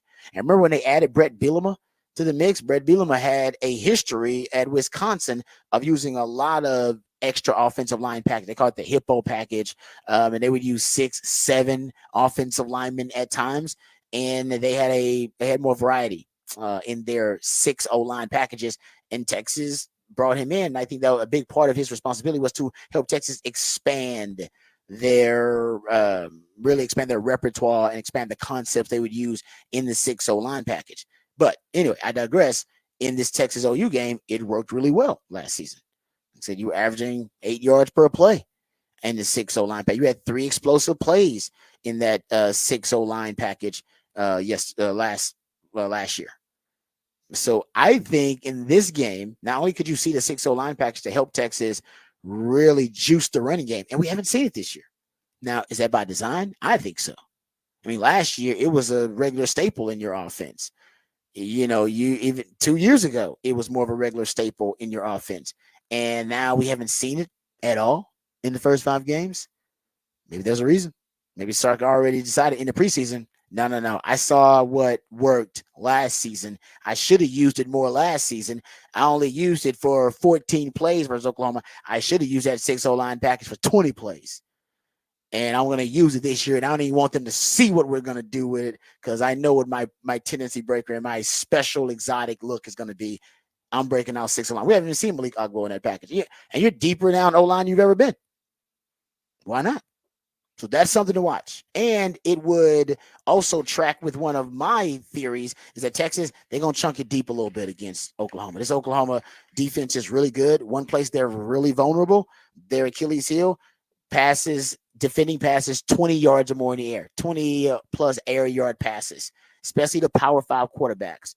69% completion percentage on those passes is what Power 5 quarterbacks are completing against this Oklahoma defense on 20 plus yard air passes in the air. Like that's absurd. And I think Sark, he's definitely noticed it. He's got a much more sophisticated and talented passing game overall, quarterback room, wide receiving core overall, offensive line. This is the most talented, arguably, offensive line, quarterback room, and wide receiver room they're going to play all year. And yes, I know they play Tennessee, but Texas right now, their wide receiver room, quarterback room, and O-line look just as good, if not better, than Tennessee's. And Tennessee had completed 50% of their deep balls versus this Oklahoma defense. So I think if you want to go up top, insulation in pass protection is going to be big, and nothing better than adding another offensive lineman, add another 300 some pounds to the offensive line to help you pass protect, whether it be max protect so you can throw the football downfield, or that's just be bringing another offensive lineman to help you add another added layer in your pass protection. That's what they did last year, and they only allowed 1 sack last year in the 6 O-line package. You would argue you shouldn't allow any sacks, but going up against a team that's top 10 in the country in sacks, you may want to think about, it helping out and reinforcing your pass protection. And I think that's what the 6 O-lineman can do. So watch that. Last year, your explosive play rate out of your explosive play rate was around 18%, but your explosive pass play rate was damn near 27% out of your 6 O-line package. That's huge. You're at a first down rate of over 30% in terms of your first down touchdown rate. And I think that's something that we haven't seen. I'm trying to think of things that Sark could break out that we haven't seen that really could surprise Brent Venables. He'll be ready for it because I'm sure he watched the film last year and went, damn, they had some success with that 6 O-line personnel grouping. So I'm sure he'll have a plan for it. But we'll see. I think Sark may want to break that out early and see what the adjustment is by Oklahoma, because last year they really didn't have a great adjustment for it. And last year you ran the ball a lot out of that package. This year, I bet you throw the ball a little bit more, or that's just more balanced overall. Something else you might see that we haven't seen a lot of this year, and it's understandable. You haven't seen a lot of the pony package, which, makes sense because you've had so many injuries. You've lost CJ Baxter, lost Christian Clark. When you don't have a lot of depth at running back, you don't want to put all those guys on the field at one time, risk injuring, multiple running backs. You got to divide up those carries, divide up those reps and snaps, and manage them better because you just don't have the depth you had at the beginning of the season. So I understand why you have not used or deployed your most explosive, most efficient, and most effective personnel grouping, which is your pony package. And that's since Sark has been here. Since I've been tracking it, I've given you guys the numbers. There's nothing, and even without Bijan and Rojo, I thought it was a Bijan and Rojo thing. It is not. Last year, it was still your most effective, most efficient, and most explosive personnel grouping. And in the Texas OU game, you didn't use it much last year in the Texas-Oklahoma game. I thought you should have used it more last year, but I will say you still ended up averaging I think you averaged probably 7 yards per play out of it. When I look at it, I think ultimately it was you had 5 plays out of it, out of your 21 or your pony package last season. I'm not including the Red Cat in this at all. And out of those plays, you ended up with, I say 5. It was 5 plays. And you still ended up over 9 yards per play in your pony package last season against Oklahoma. Now, you didn't run it a lot. You only threw it twice out of that. And like I said, you had 3 rushes out of it. Coming off a bye week, this is as healthy as your running back room has been since the beginning of the season. Hell, you weren't even that healthy then because you lost CJ Baxter before the season started. But this is as healthy as your running back room has been and probably will be all season long coming off the bye. Perfect time to use your most explosive, most efficient, and your most effective personnel grouping. I know why he hasn't deployed it so far this year very much, but now might be the time. In Texas, Oklahoma, you don't want to make sure you don't want to leave anything in the bag. You want to leave it all out there on the field. And I think that's the way you can do it if you're Sark. All right, we come back. We'll have what the facts, what the stats on the other side right here on the Rodcast featuring Patrick Davis. I'm Lifetime Longhorn. Rod Davis coming back on the horn.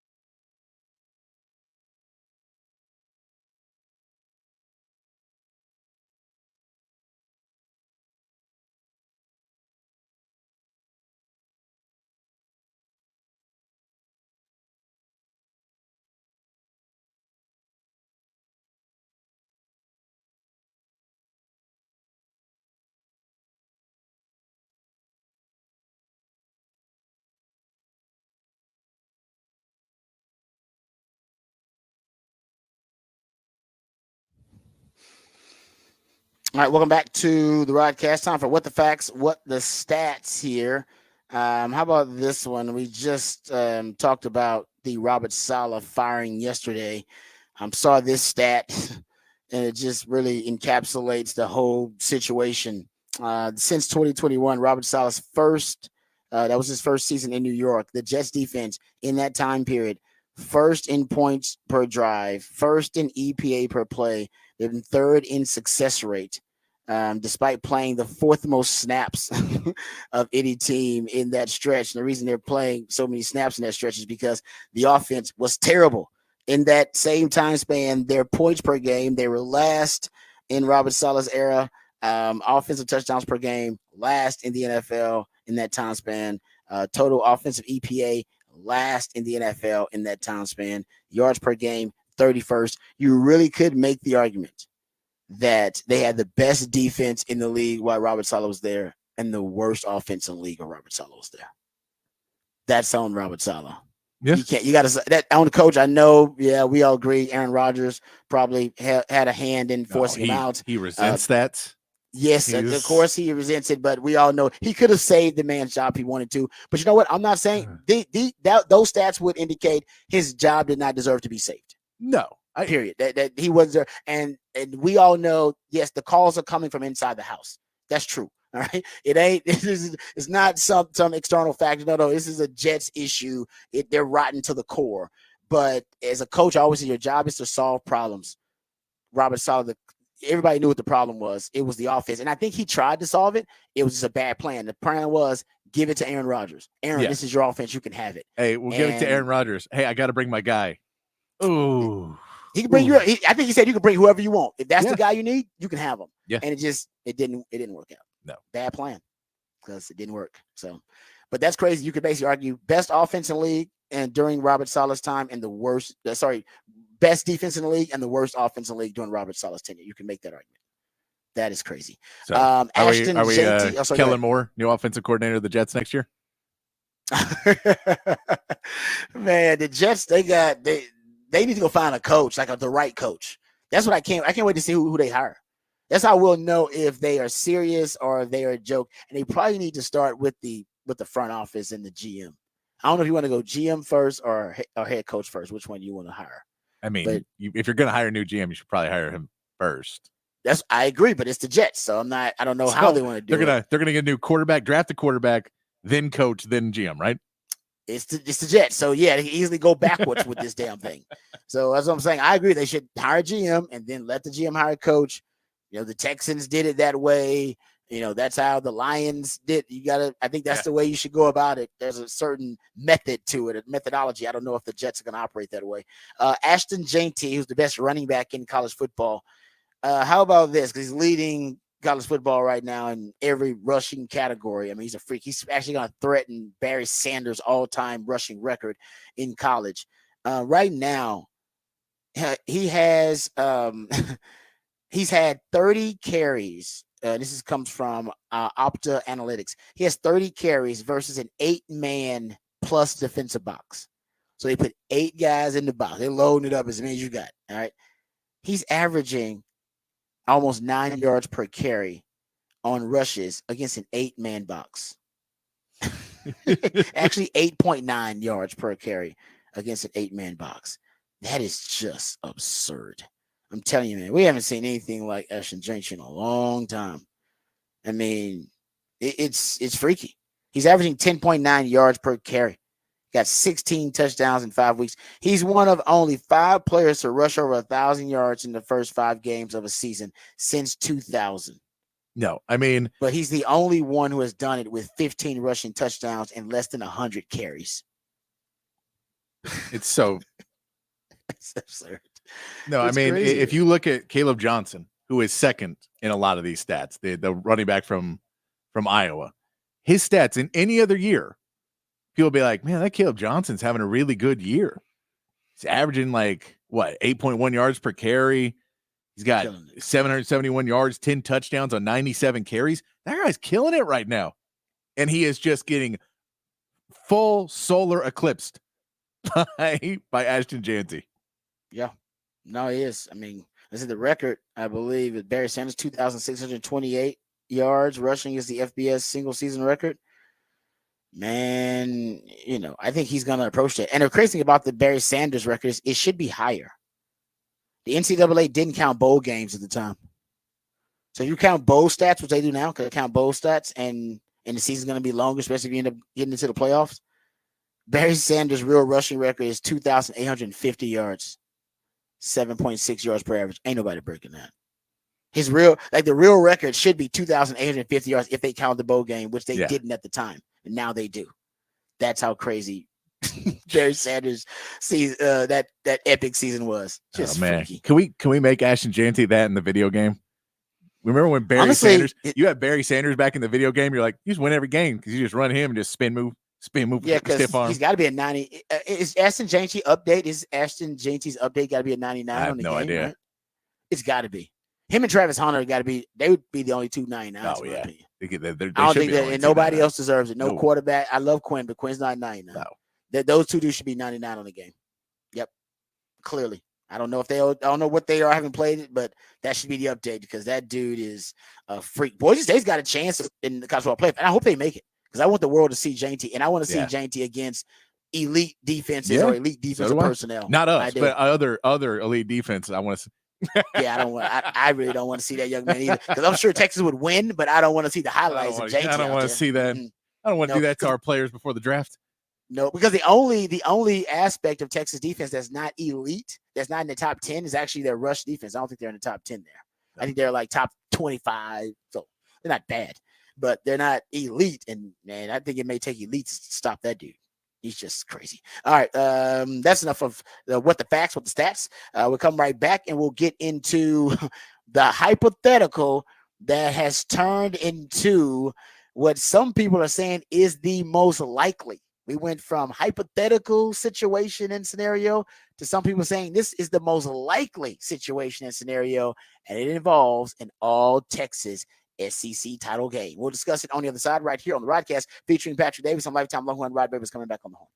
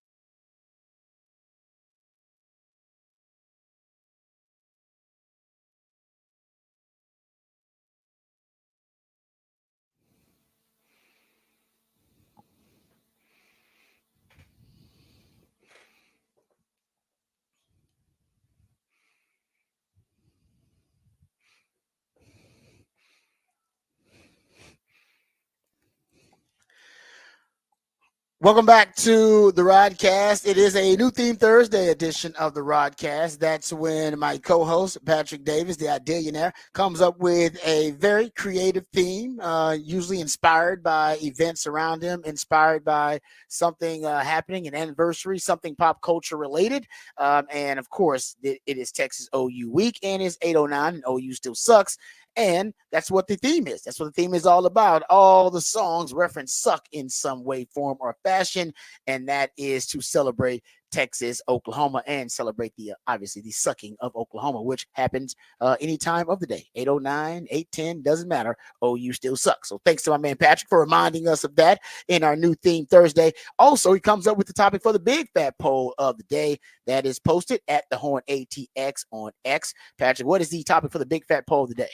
Big fat poll today. Which wide receiver will lead Texas in receiving yards against OU? We gave you 4 options: Isaiah Bond, Matthew Golden, DeAndre Moore, and Ryan Wingo. Right now, Isaiah Bond running away with it, 60% of the vote. Ryan Wingo getting 26, DeAndre Moore with 9, and 6% for Matthew Golden. All right, there you go. Yeah, it could be any of those guys. I mean, that's the luxury of it. Hell, it could be some guys that are not on there. Silas Bowden could end up on there, and Jonte Cook. Who knows? Jonte Cook's another guy. We haven't seen him have his breakout game just yet. We saw him the other week have one that would have given him 50 yards. Yeah, he might have had close to 100-yard game that game because I believe he catches like a 30-yarder later in the game. I think he ends up, so if right? he catches that one, that boosts him up, and he could be the leading rusher or leading receiver in the game. So he's had the plays. It's just you got to come down with them. But maybe he's a guy that gets schemed open here. Maybe they get him the ball a little bit. If you're going to try and take guys away, I can't imagine they're going to try and take him away right now. So maybe he's a guy you can use. No, that's a great point too. Yeah, if they do try, and I don't think they're going to take anybody away. I think they're going to play Texas pretty straight. Yeah, I think it's not wise. It's ill-advised, if you will, just because you're going to make yourself vulnerable or leave yourself exposed elsewhere, trying to allocate a resource to take away a player, and it's not worth it in the Sark offense. Situationally, you might want to think about it. Maybe early on, take away Bond, maybe take away a Gunnar Helm on third downs, maybe take away or Matthew Golden on third and in the red zone. But I still think it's a fool's errand that Texas has so much depth and Sark is so diverse in his approach. There's not necessarily this season, and we know last year and before that, Xavier Worthy was that guy. But this season, it doesn't seem to be that focal point in the passing game, and that's a good thing. You know, every week it seems to be a different guy stepping up, and will it be a different guy stepping up in the Texas OU game? We don't know, but certainly could be the case. All right, that's the topic for the big fat poll today. Go vote on that. Let's get the Horn headlines, and then we'll come back and we'll talk about the possibility of an all Texas SEC title game. It's going from hypothetical to being a possibility to some people saying it might be the most likely scenario. I found multiple sources because I didn't want you guys to think that we were the only ones talking about this and showing love to the Aggies. We are not trying to do that at all. But during the offseason, we did say, hey, there's going to be, and I actually found my notes from this offseason so that I could give the accurate quote. I said the Aggie hype train will start if the Aggies are 5-1. And I believe now we are at that point where we are nearing the start of the Aggie hype train. So I was accurate in my prediction of when the Aggie hype train will start. Now, is it real? Is it substantive? That's a little different. But I will say we talked about it on Monday that the Aggies were undefeated in SEC play and had more wins than anybody else in SEC play, which means they controlled their own fate, and their schedule for the rest of the way was favorable and could lead to an epic, iconic showdown with Texas and Texas A&M, not only rekindling the rivalry, but potentially playing back-to-back weeks. So we'll talk about that. But first, let's get updated. Let's get educated. Let's get informed with all the top stories of the day with Patrick Davis and the Horn Headlines. All right, your Horn Headlines brought to you by Top Gun Rentals and Lawn Equipment. In the MLB playoffs, the Mets are the first team to advance to the LCS after a 4-1 win over the Phillies yesterday. Francisco Lindor's grand slam in the sixth powered the Mets to the NLCS. The Dodgers pushed their series to a Game 5 with a decisive 8-0 win over the Padres. The Dodgers used 8 pitchers in the shutout and will now face Yu Darvish and the Padres in a deciding Game 5 on Friday. In the AL, the Tigers took a 2-1 series lead with a 3-0 win over the Guardians, and the Yankees beat the Royals 3-2 on a Stanton go-ahead homer in the 8th to take the lead in their series. Both Game 4s for the AL are today. And in the NFL, the 49ers take on the Seahawks on Thursday Night Football, trying to regain the lead in the NFC West. The 49ers have won their last 5 matchups against Seattle and are now 3.5-point favorites for the game tonight. And that is your Horn Headlines.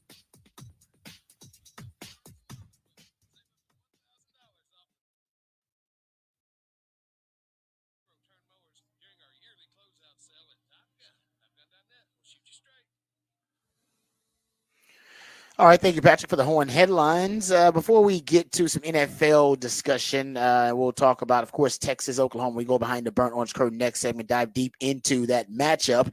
Let's hear from Joe Klatt. I heard Joe Klatt talk about this on his show earlier this week. And remember, we talked about it on Monday. And even on before Monday, we talked about it this offseason, essentially asking the question, hey, man, what if the Aggies are good?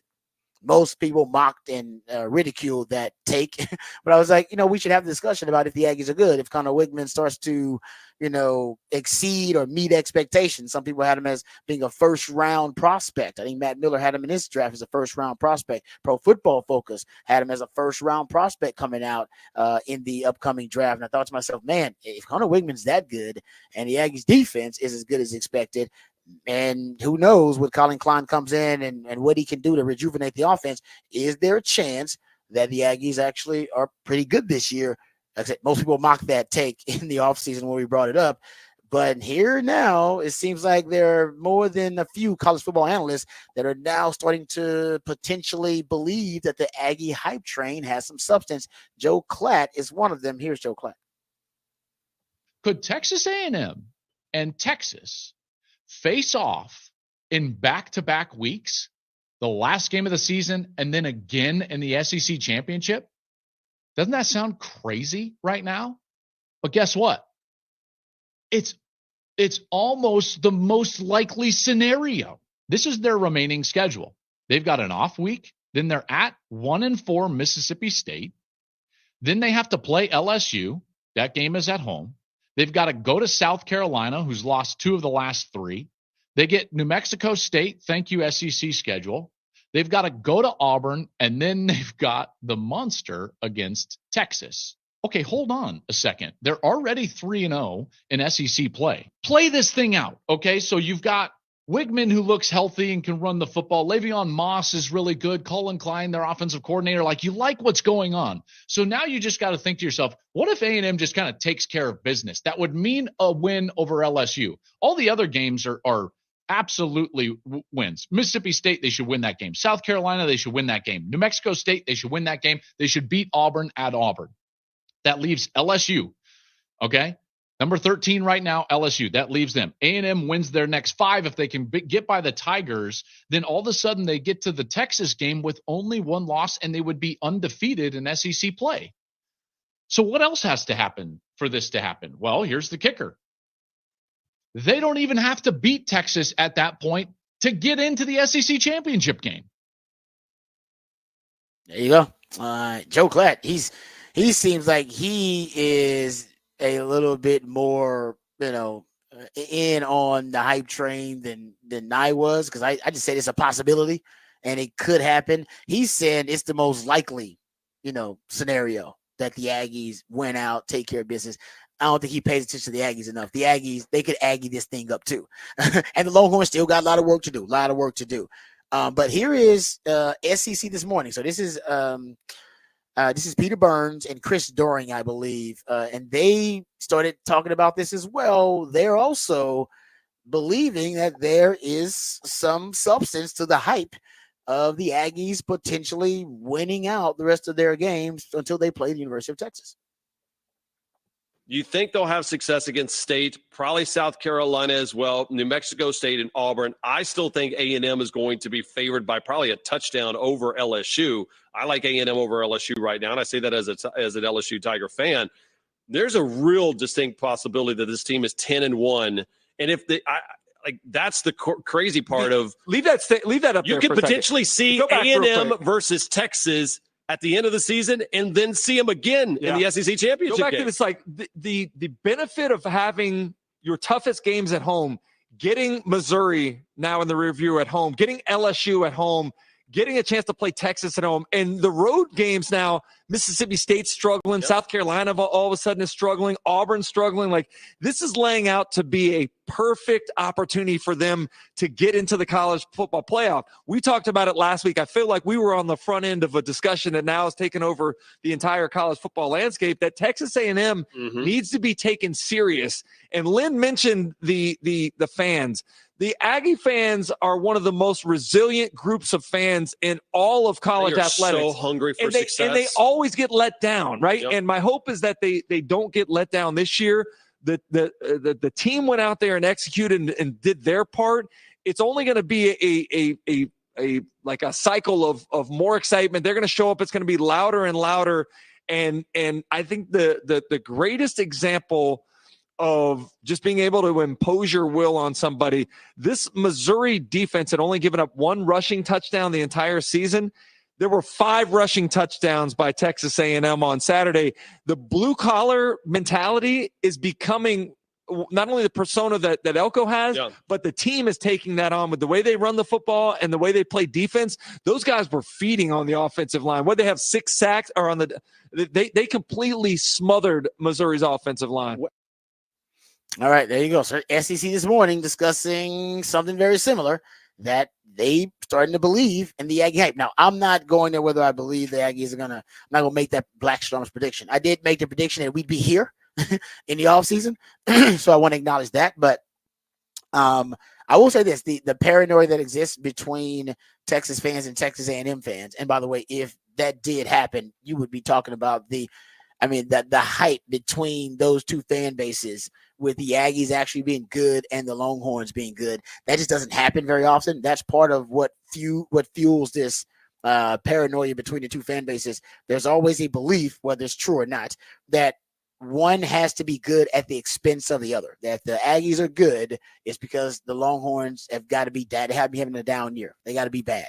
The Longhorns are really good. Hey, man, the Aggies got to be bad. And there is some truth to it, that in the same conference, within the same state, and also in the same conference, that is really tough to have 2 big dogs at the same time. Like, there are exceptions to the rule, I'm sure. But when you're looking at California, or you're looking at Florida or Texas, and those are the primary examples of 2 premier universities in that state, but also in the same conference, they oftentimes don't thrive at the same time. And that has been the case for Texas and Texas A&M when they were in the Southwest Conference, when they were in the Big 12. And maybe now in the SEC, there will be an exception to that rule, where Texas and Texas A&M can both thrive. Maybe with the new landscape of college sports, with NIL, with the transfer portal, right? Things have changed a lot in college football. We got revenue sharing coming up. Now you have, the consolidation of the major brands in college sports now in the SEC and the Big Ten. Maybe now, with the new era of college sports that we're in, now it is possible for 2 big dogs in the same state, in the same conference, to both thrive at the same time. Because I think before, maybe it wasn't. Maybe because of the different limitations and because of how college football, the landscape of it, and because how everything was laid out, it really wasn't. There were a lot of things working against having 2 big dogs in the same state, in the same conference, both be good at the same time. Now, maybe it is possible, since so many external factors have changed. And that's what you're looking at. So Texas and Texas A&M have only had double-digit win seasons once in the same season. That's it. In the history of the programs, the 100-plus year history they've been playing each other, they've only had double-digit win seasons once in the same season, which is why both fan bases are paranoid about the success of the other. Because they look at the other and go, damn, usually if they're up, we're down. And usually if we're up, they're down, and we can mock them. It's rare, because I don't know if it ever really happens, when both programs are up and playing really well, and both are championship level programs. And this might be one of those years, potentially. Just throwing it out there. It might be.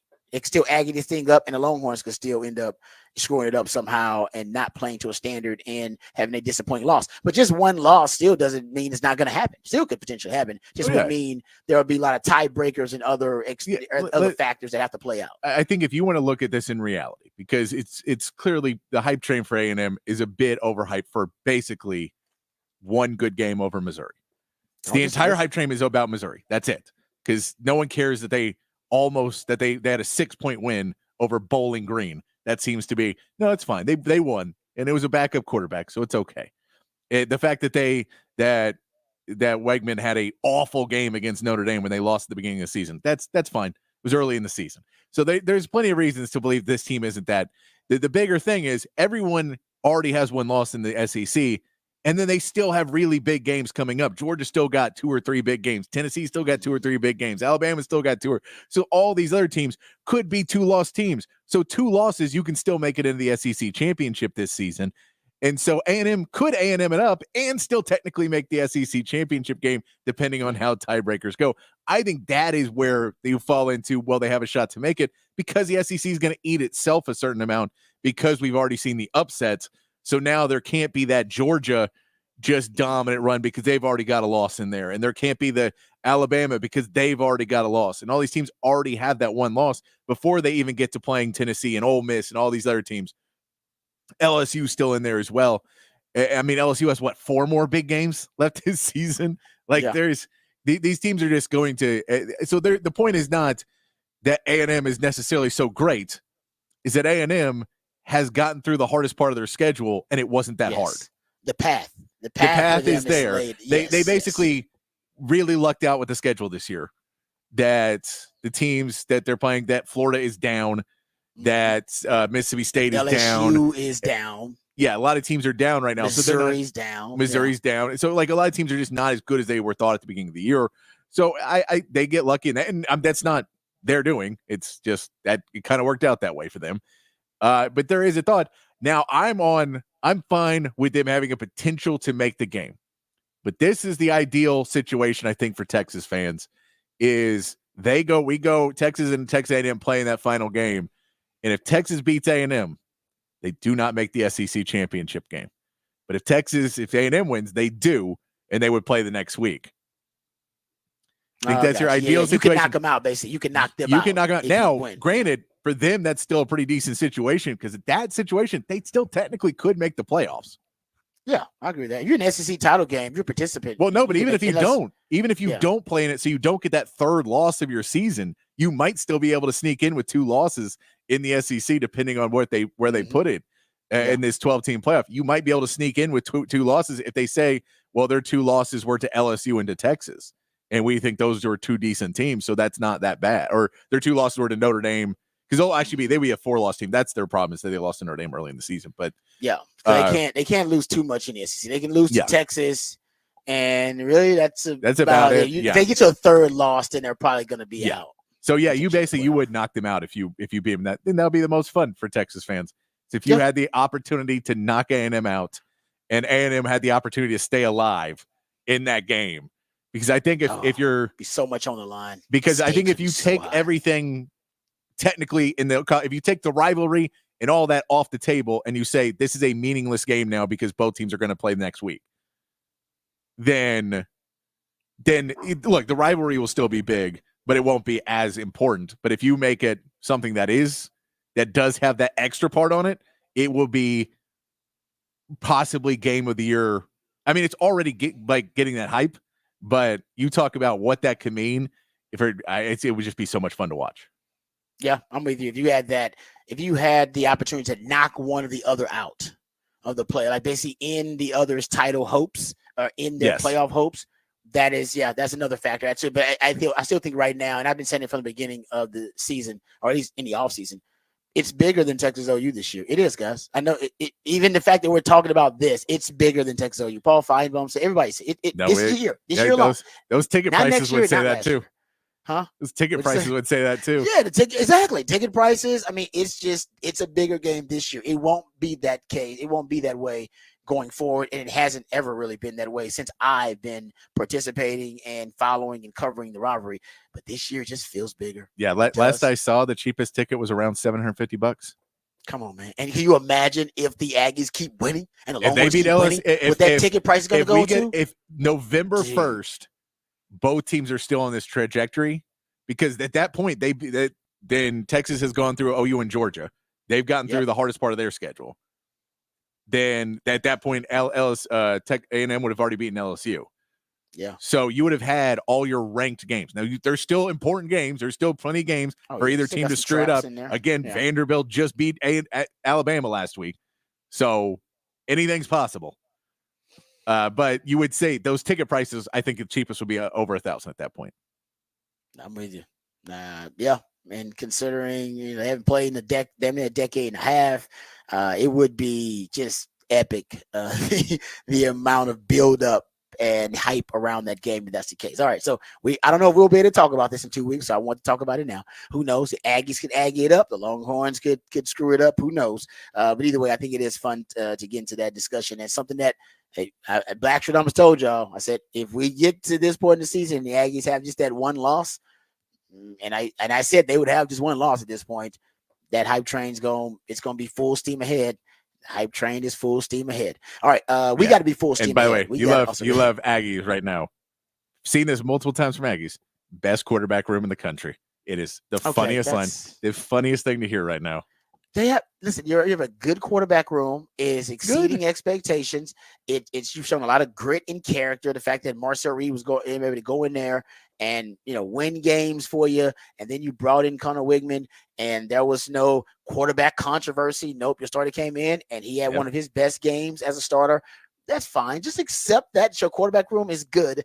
You don't have to say it's the best in the country because Texas has the best quarterback room in the country. Yeah, everybody knows that now. That's one of the truths that kind of the universal truths that we have come to at this point in the season. Oh, Texas got the best quarterback room in the country. Look at Arch Manning. Look what he did. He was the highest graded quarterback in the country in his second start against Mississippi State. He is still right now, I'm not joking, 7th highest graded quarterback in the country by Pro Football Focus. He's 7th right now. They got 2 top 10 quarterbacks based on Pro Football Focus grades. Come on, Aggies. So I know y'all are doing that just because you see what's happening in Austin. It's just hilarious. No, listen, your quarterback room is a good quarterback room. That's a good quarterback room. It's good. Yeah. Because you got Connor Wigman and you got another guy that's started and won games for you. Yeah. How many teams around the country can say our quarterback room has 2 guys that have won games for us in our quarterback room right now and started and won games? Not a lot of rooms can say that. No. How many can say we have 2 quarterbacks who have won games and none that have lost?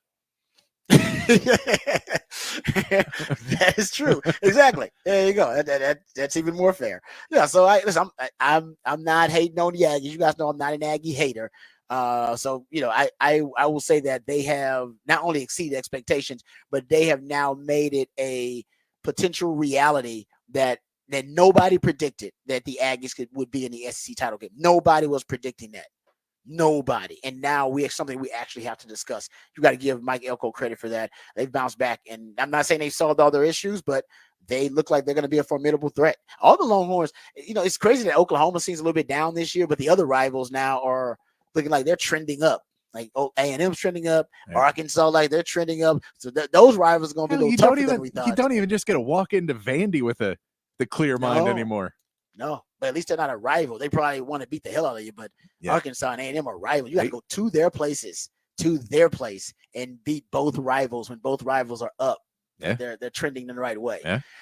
Yeah. So that's going to be a bit of a challenge, but I think it's going to be fun for Longhorn fans. I know a lot of you out there going to both of those games. The Aggie one, the Aggies are classy fans. They're annoying and weird, but they're a classy fan base. The Arkansas Razorback fans, y'all need to watch your back when you go there. They are not a classy fan base, and they don't care. You get a razor in your back. That's why they call them that. You might, dude. They threw a sandwich at Craig Way. They saw Craig Way walking and threw a sandwich at that man. That man is a legend. He is revered and loved. They saw him and it was like, "That's Craig Way," and threw a sandwich at that dude. That's how disrespectful Arkansas Razorback fans are. I mean, Craig Way's the nicest guy on the planet. He's nice to everybody, even opposing. He didn't even call the game like other play-by-play guys call the game, where they're always rooting for their team, and it's a very biased call and a very one-sided call. Craig doesn't do that. He shoots you straight down the middle. He gives the other team props. Very respectful. He threw a sandwich at this man when he was just trying to walk to the broadcast booth. And I'm like, those are some uncivilized fans there. So I would go to the Texas A&M game. I wouldn't even go to the Arkansas game. I'm sorry. My team's on their own. I go to Vanderbilt instead. It's in Nashville. It seems like a lot more fun. I'll go to the Vandy game. I'll probably go to any other road environment in the SEC. I don't know if I'm going to Arkansas. No. Nah, Vietnam? No. Can't do it. Unless I got a police escort and I won't have money I have to blow it on going to Arkansas. Yeah, seriously, I can't do it. I can't do it. I heard it's beautiful there, but I don't know if I don't know if the culture, I don't know if the culture and the people fit me are very compatible. All right, we come back. We'll get into Texas, Oklahoma, going behind the burnt orange curtain, the most thorough breakdown and preview you will get of the Texas, Oklahoma game anywhere, right here on the Rodcast, featuring Patrick Davis. I'm Lifetime Longhorn. Rod Rivers coming back on the horn.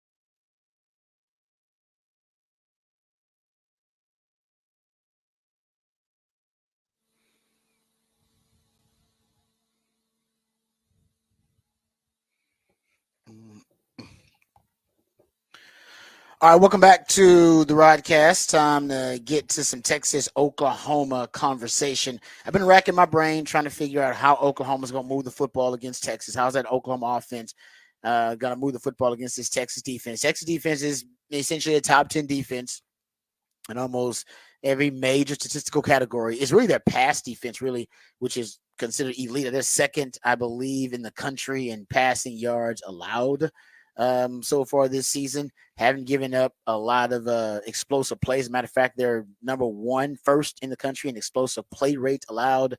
Like that, second fewest passing yards allowed. They haven't been tested. That pass defense hadn't really been tested this year. And honestly, this won't be that test either, because Oklahoma doesn't throw the football really well. If I gave you guys the stat, and I gave it to you yesterday, they only have 8 passing plays of 20-plus yards on the season. Just to give you context to that, there are 6 teams that have fewer 20-plus yard pass plays on the season than Oklahoma, and 2 of them are Michigan and ULM. Remember those games? Yeah. Michigan was a vertically challenged team that couldn't throw the football downfield, and ULM, remember, they can, barely trying. They barely could put together any type of forward passing game to threaten Texas. And I'm not saying Oklahoma is, that inept, but they aren't very advanced. They aren't a very sophisticated passing game. So they don't get down the field that way, right? You're not going to see a lot of explosive chunk yardage plays via the passing game. And they don't do it by converting, because they're 129th in the country in third down conversion rate. So they don't convert very well either. And if you go look at just explosive play rate overall, they are 130th in explosive play rate overall. And Texas actually is the number 1 explosive play rate defense in terms of explosive plays allowed. They're first, and they've allowed the fewest in college football. So it's the game plan they come up with has got to be a really, really creative one. And I don't know if they're going to have a consistent way to move the ball. So they got to surprise Texas. Looking at that Texas defense, they're going to find a way to surprise them. I mean, they're 121st in total offense, 119th in passing offense, 118th in passing yards per game. If you go look at rushing yards per game, and rushing yards per carry, Oklahoma is, I believe, 101st, 100th, and 106. So basically every major offensive statistical category, they're in triple digits. That's probably the easiest way to say it. I think scoring offense, they're in, like 60 or 70th, somewhere around there. But every other category, they're triple digits. So how are they going to move the football against Texas? I think they got to surprise Texas. I think, number one, the one thing we cannot quantify, we can't really predict or project what's going to be Michael Hawkins' improvement from start 1 to start 2 for him. We don't really know what that improvement is going to look like for that young man. And if I am Johnny Nansen, I'm trying to stunt his development, and I'm doing it by showing him a lot of different looks, and I want to get after him. I want to blitz him. Now, Johnny Nansen doesn't blitz a lot, and him and PK and their creative collaboration, they don't blitz a ton, but I think they should increase their blitz rates. If I was PK and I was Johnny Nansen, I would have a higher blitz rate than my average in this game against this young quarterback. I want to speed up his process. I mean, the guy holds on to the ball as long as any quarterback in college football, 3.38 seconds on average. But the Kim Kardashian, Nicki Minaj, Serena Williams size, Cardi B size, Megan Thee Stallion size, but is when you blitz him, he holds on to the ball even longer. Most quarterbacks try to get rid of the football when teams blitz them, right? It clears up the picture, cleans it up. Know where your hot routes are. Get rid of the football. You're responsible for the free rusher as a quarterback. So when you see that free rusher coming, you got to know I'm getting the football out to my hot route right away. Well, that doesn't happen with this young man. He holds on to the football because he likes to scramble and rely on his athleticism rather than standing in the pocket, trying to figure out a way to create time and create some space so that he can get deeper into progressions. That's not what this young man is doing. He is looking at the first read. If the first read ain't open, he's getting the hell out of Dodge. Holds on to the ball for 3.38 seconds. Average time to throw when you blitz him is 3.5 seconds. Or 3.8 seconds in the 2 starts he's had when teams actually blitz him. So if you blitz him, you actually get him to hold on to the ball even longer. Most of the time because he's deciding to scramble. He just abandoning the pocket and deciding, you know what, I'm just going to make some plays with my legs and my athleticism. Now, that will pose a problem for Texas in terms of the scramble drill and defending the scramble drill. So Texas should be ready for that. Make sure your eyes are disciplined in the right place. Pass rush lanes by the D lineman. I was talking to Alex Oakford about this and said, he was like, man, one thing to watch because Texas got so many sacks in that Mississippi State game. Now everybody wants sacks, right? You had 5 guys get 6 sacks in that game. He said, and when you're seeking sacks and when you're playing to get sacks, oftentimes you get outside of your pass rush lanes. What you want is you want to stay disciplined in your pass rush lanes and get sacks as a result of that, not seeking sacks. And when you're looking for sacks, oftentimes you can end up being undisciplined in your pass rush lanes. Think about what happened last year with Dylan Gabriel. Had his best rushing performance of his career. That was a tendency breaker for Oklahoma. They broke tendency, let him be a rusher as a scrambler with the quarterback draw, and it was a big factor in Texas losing that game because Texas was ill-prepared for it, and Texas D-line very undisciplined in their pass rush lanes. That's going to be something to watch in this game. But if I am PK and I'm Johnny Nansen, I get after him. He holds on to the ball. I want him holding on to the ball for 3.8 seconds. If that's the case, it's going to be a long day because Colin Simmons and, Barron Sorrell and Trey Moore and all the edged rushers that we have, they can tee off at that point. So that's something I think I would, and I might run blitz in this game. Think about it. What you don't want is for Oklahoma to do what Mississippi State did. Mississippi State was able to matriculate down the field with just, 3 yards per pop. That's what they averaged. They ran it 50 times, averaged 3 yards per pop. All they wanted to do was stay ahead of the chains. They couldn't stay ahead of the chains. As long as they didn't get behind the chains, they were good. And that game, they were able to run the ball a lot to stay on time and to stay on schedule. You don't want Oklahoma on time and on schedule because that's the ideal environment for this young quarterback, Michael Hawkins. You want them behind the chains. You want them off schedule. And you want them in second and long and third and long situation. In order to do that, you got to force some negative plays up front. Now, if you're getting those organically with your D-line, great. That's fantastic. We don't even have to add any extra defenders. But if you're not getting them naturally, I would force the issue. I'd maybe throw some run blitzes in there, start stunting some of those gaps, shooting some of those gaps to make some plays in the backfield and then get them in the second and long and third and long. Then you can throw out the blitzes at this young quarterback and really confuse and discombobulate him. So that's something I would do. I would watch the double moves. I've talked about this early. Texas is going to be really aggressive. Usually against young quarterbacks, they simplify the reads for them. Half-field reads. Usually you got 1-2 reads in your progression, and if that's not open, get the hell out of Dodge. Seems to be the case for him, right? He likes to scramble. You go look at it. He's had those dropbacks that he's had, I believe, out of his 27 dropbacks he's had in the last couple of weeks, 12 of those have been scrambles. He's ended up throwing the football 10 times and ended up with 5 sacks, somewhere around there. That's, you go look at it. He ends up, scrambling a lot. He prefers to run the football to escape pressure, to evade pressure. He doesn't want to use the pocket to do that.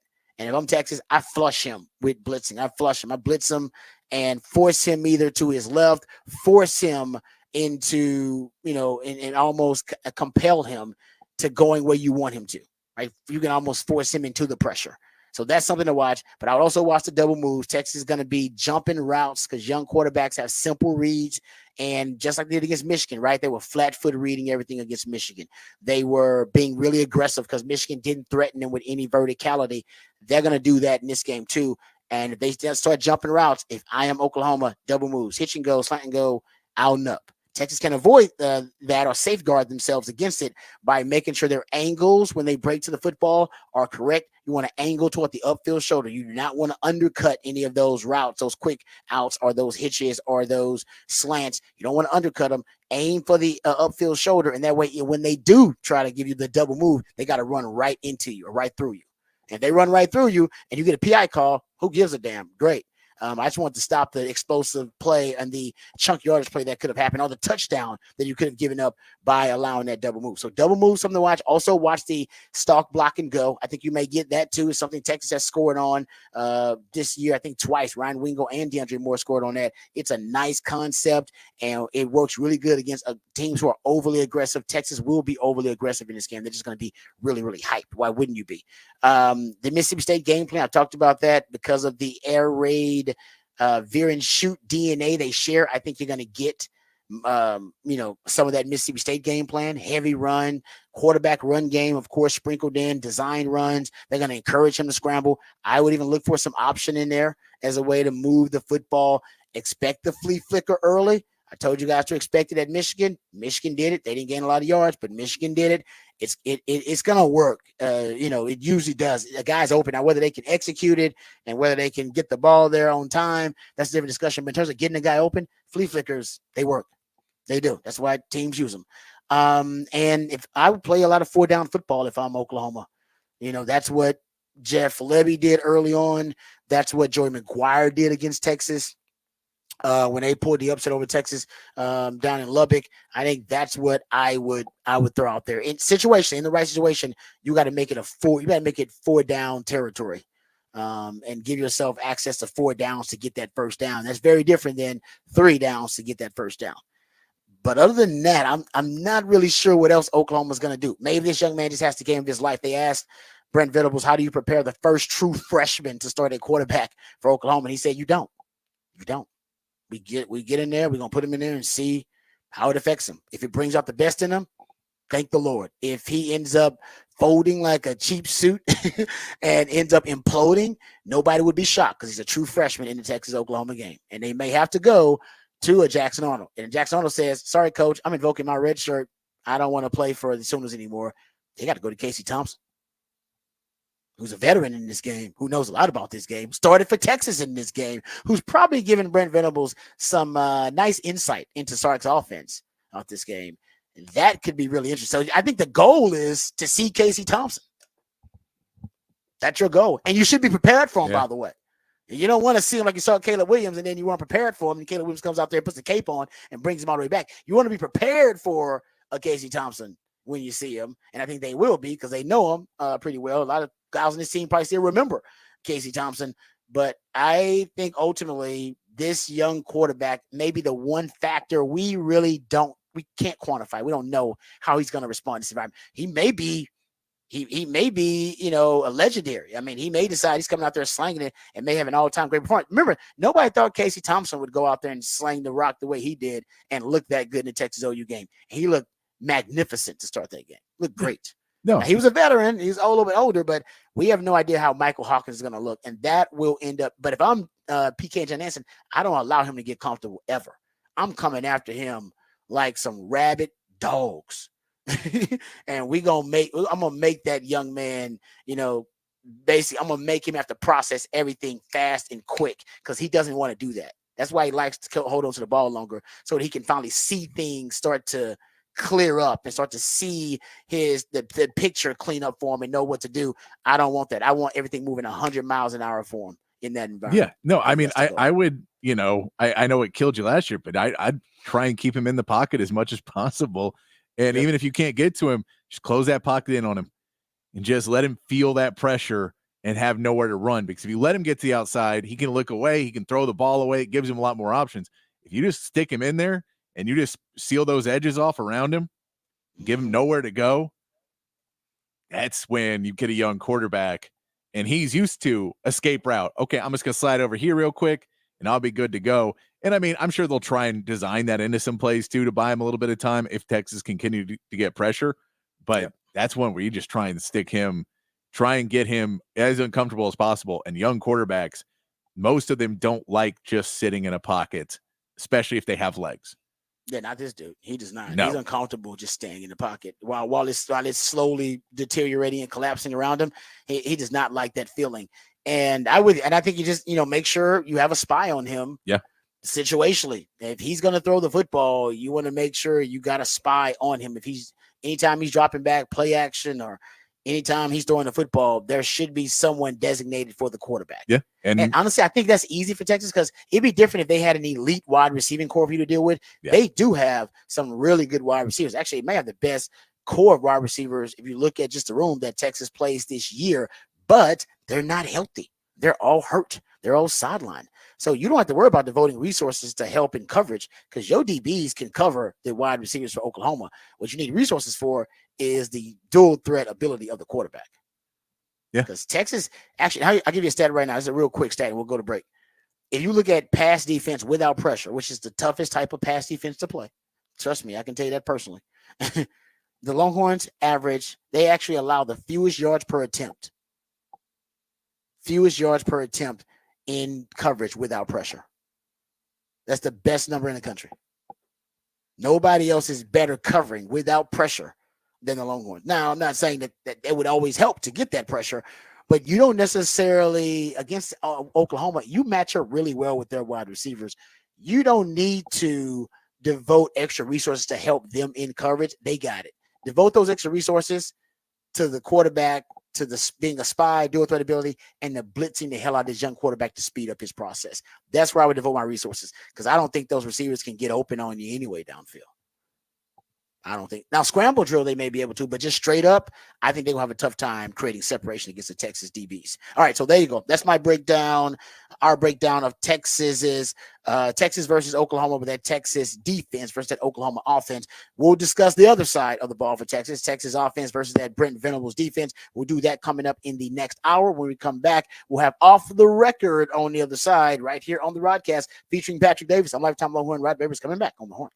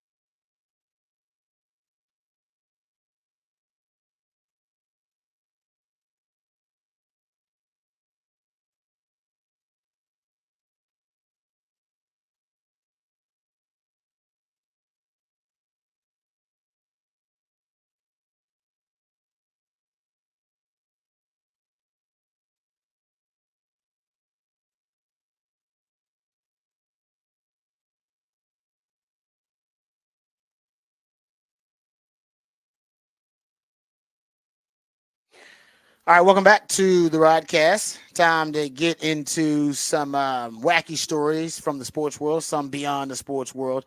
I like the New Heights podcast with the Kelsey brothers, Travis and Jason Kelsey. They've been doing it. Matter of fact, they just sold it for I don't know how many millions of dollars. So they've been doing this podcast for a while, and they're great. They got great chemistry together. And so I love that they actually talk about the games and stuff that happens in the games. Like they actually give you like the story behind the plays, sometimes really intriguing plays. And in the last game for the Kansas City Chiefs, Travis Kelsey lateraled the football. 3rd and 21. And so, it was 3rd and 21. Yes, he lateraled the football, and they were supposed to be trying to just get into field goal range. I believe that was the whole point. Like they weren't trying to get the first down. They weren't trying to get a big chunk yardage play off a trick play to get a first down. They just wanted to get into field goal range. So it was supposed to be just a very conservative play call. And then some people were wondering, well, did Andy Reid call that? Was that something that the Chiefs had game planned? Or was that something improv by Travis Kelce? So his brother, Jason, asked him about the play. And honestly, I still am not sure if it was a play they called or if it was something that Travis Kelce decided to improvise. I still don't think we know, but the story behind it is compelling and hilarious. Let's get right to the play everybody's talking about, Travis, and that's the lateral. I actually went into the huddle like, hey, boys, let's just make sure we get in the field goal range here. Well, that's not what you did. Stick to the plan, Leroy. Stick to the plan. Stick to the plan. Oh, my God, he's lateraling again. Oh, my God. I knew before you even pitched this. You didn't. When you caught it, and the first thing you did was not tuck it, but you held it like this, and you looked, and I'm like, this dude is about to pitch the ball. What goes on in your head? It all happens so fast. I kind of black out, which I'm sure Coach Reid is going to love hearing. Well, you got it to 4th and 1. You can't just throw it on me. It's Samaje, unbelievable job by P-Ron. Did you see his quote after the game? No, I didn't. What did he say? He was like, yeah, I saw him do it a couple times in practice, and I just figured, hey, I guess I'll just stay in phase here. It's a ball player right there. Coach Reid was asked about it, said we do it every day in practice. I can't tell you the name of it. So Andy clearly acted like this was something that was called. I mean, he's not lying. There ain't no chance that was called. Yeah, the old reverse field lateral. Coach isn't lying, though. You do it a lot. Samaje said it too. Yeah. He was ready for it for a reason. Practice. I think they should just start letting you do it. I think Andy kind of does. Listen. What did Andy say to you? What did Andy say to you? I haven't talked to Coach about it. See, he's letting you do it. Another quote from one of your teammates, Pat. I told him I was throwing it to him so we could kick a field goal. Yes, makes sense. Mm-hmm. And he laterals it all the way across the field. It's like I'm talking to Sterling. His daughter. In one ear, out the other. I'm pretty sure I replied with, I got you. Yeah, no, what else would we be doing here? Yeah, no, I'm with you. Field goal. Oh man, I gotta tell you, I'm still not sure. I don't know if we got any clarity on it, but it does tell you one thing: this Chiefs offense, man, they are very casual. You can tell that's a very casual approach to it. It's like he just basically felt like, you know what, I can lateral in this moment. So whether he knew before the play or during the play, there's still been no discussion about it. As long as it works, they don't care. That's why they're behind the backpack. As long as it works, the Chiefs don't even care. They're like, nah, you know what? Who cares? No, that's a flip the switch team right there. But that's also Andy. Flip the switch team. Yeah, it's also Andy Reid and his let's practice everything. Yep. And that way we're ready for anything. It's like y'all been together. We know, we don't need Patrick Mahomes to necessarily practice these certain plays over and over again. And we'll work through everything, but we don't need him to. We need him and Kelce to work on some other things. And so we'll have these little tricks and things at practice that make it fun, and we'll do them in practice. But then we also know in the game that it's something that could possibly happen. But yeah, it feels like, well, on that play, he's lateraled it before and they picked up a big gain. So I'll call this play, but they're not supposed to lateral it. And that's why it was so emphatic in the huddle. Just go for the field goal, because they know the lateral could be a part of this play, but they didn't want it to be in that one because you can't have a turnover or a big loss. They're getting in Harlem Globetrotter mode now. They're just doing stuff and freestyling and trying stuff in the game. And you're like, did they really do that in a game? They did that. No, it's like Dream Team back in the day where you just watch them and they be playing in the Olympics and just throwing behind experimenting with new stuff, flying around. That thing where they go up dunks, where they go up for a dunk and it's a 4-on-1 and they all pass it before they dunk it, just to really embarrass them. That's what I saw. There's a Harlem Globetrotter element to the Kansas City Chiefs now, where they're just trying new stuff. But you know what? It is brilliant though to get good at laterally when you think about it, because nobody really expects it in the game anymore down the field. Not in a regular situation. Yeah, if you got a last minute kind of Hail Mary situation where you're trying to score, then yes, we know that teams have done that. But during a game, nobody really expects you to lateral it. Nobody. You really could end up. I mean, think about it. That's how I mean, I think you ultimately, if you put it into like a staple in your plays and become really comfortable with it, like have that ladder, have that pitch man always like in the basically somewhere in the orbit, if you will, of the ball carrier there, and them aware of it. Honestly, man, it could score touchdowns. I would say, I don't know, or get big chunk yards plays. I should say. You can get them a really high percentage of the time because there's no way defenses are prepared. You can't prepare for that. You're not going to go and worry about a pitch man instead of and you can't watch the play develop of the thing you can watch in the replay and go, oh well, the ball is not being tucked. He might be up to something. Or watching Samaj P. Ryan and go, why did he just cut back out away from the play? Yeah. Like why is he cutting away from the play right now, but still running full speed? Like you can't see that while you're running full speed trying to tackle Travis Kelce. You can't be making those adjustments of, hey, wait, I think he's gonna lateral. You just go, I gotta get to him. I gotta get to him. And I'll figure it out once I get there. Yeah. Once you get there, it's all about tackling the guy in open.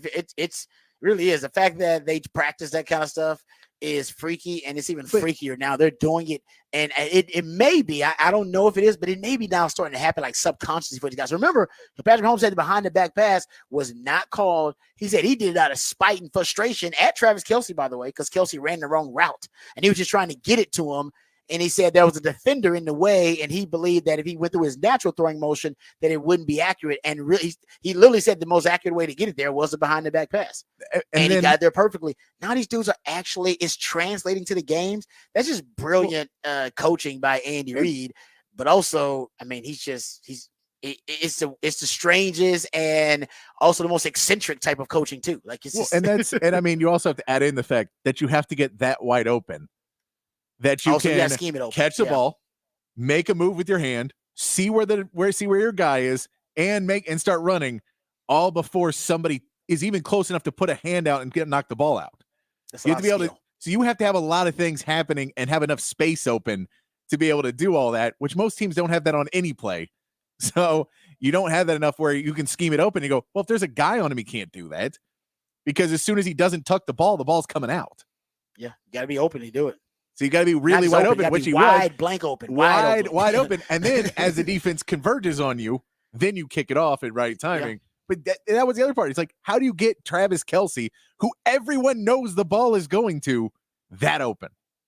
Because he doesn't run routes. I know. But that's another piece of the genius of the Andy Reid offense is you can't. It's hard to even scheme a guy like that open. Yep, I agree. And it really, if you go watch his route tree, there's not one hard angle or one like right angle, hard angle in his routes. It's just him freestyling and getting open. And he does a great job. And Patrick Mahomes finds him. So that's how he ends up open, where you're like, man, how's that guy that wide open? He's the best tight end in the league. Is because DBs we're trained to cover routes. Yeah. Right. To get in and out of breaks. He doesn't run a route. He's just running around. There is no route there. Like, I don't even know what I'm covering. I don't even know where he's trying to get to. Usually, he's got a stem and he's got, the release and then the stem. And I kind of figure, I'm eliminating routes as he gets deeper into the progression. I know where he's going. Oh, he must be about to run either a comeback or a post route or a deeper route. You don't really know that with Travis Kelce. He's just running around. I'm not making it up. Go look at his route tree. Yeah. He's just running around. There's no hard angles or anything. It's crazy, but he's got Patrick Mahomes, and they got the best like bromance going in football right now for quarterback and receiver. All right, there you go. That's off the record. We come back. We'll talk more Texas, Oklahoma. We'll jump to the Texas offense versus that Oklahoma defense and talk about what we can expect from that Brent Venables defense. We'll also get into some NFL news, notes, and nuggets. Nico Collins on the injured reserve. Also, Marshawn Nealon for the Cowboys. More bad news there at the edge rusher position. They got another one on injured reserve. We'll talk about that and get to some NFL discussion on the other side right here on the Rodcast featuring Patrick Davis. I'm Lifetime Long One. Rod Babers coming back on the horn.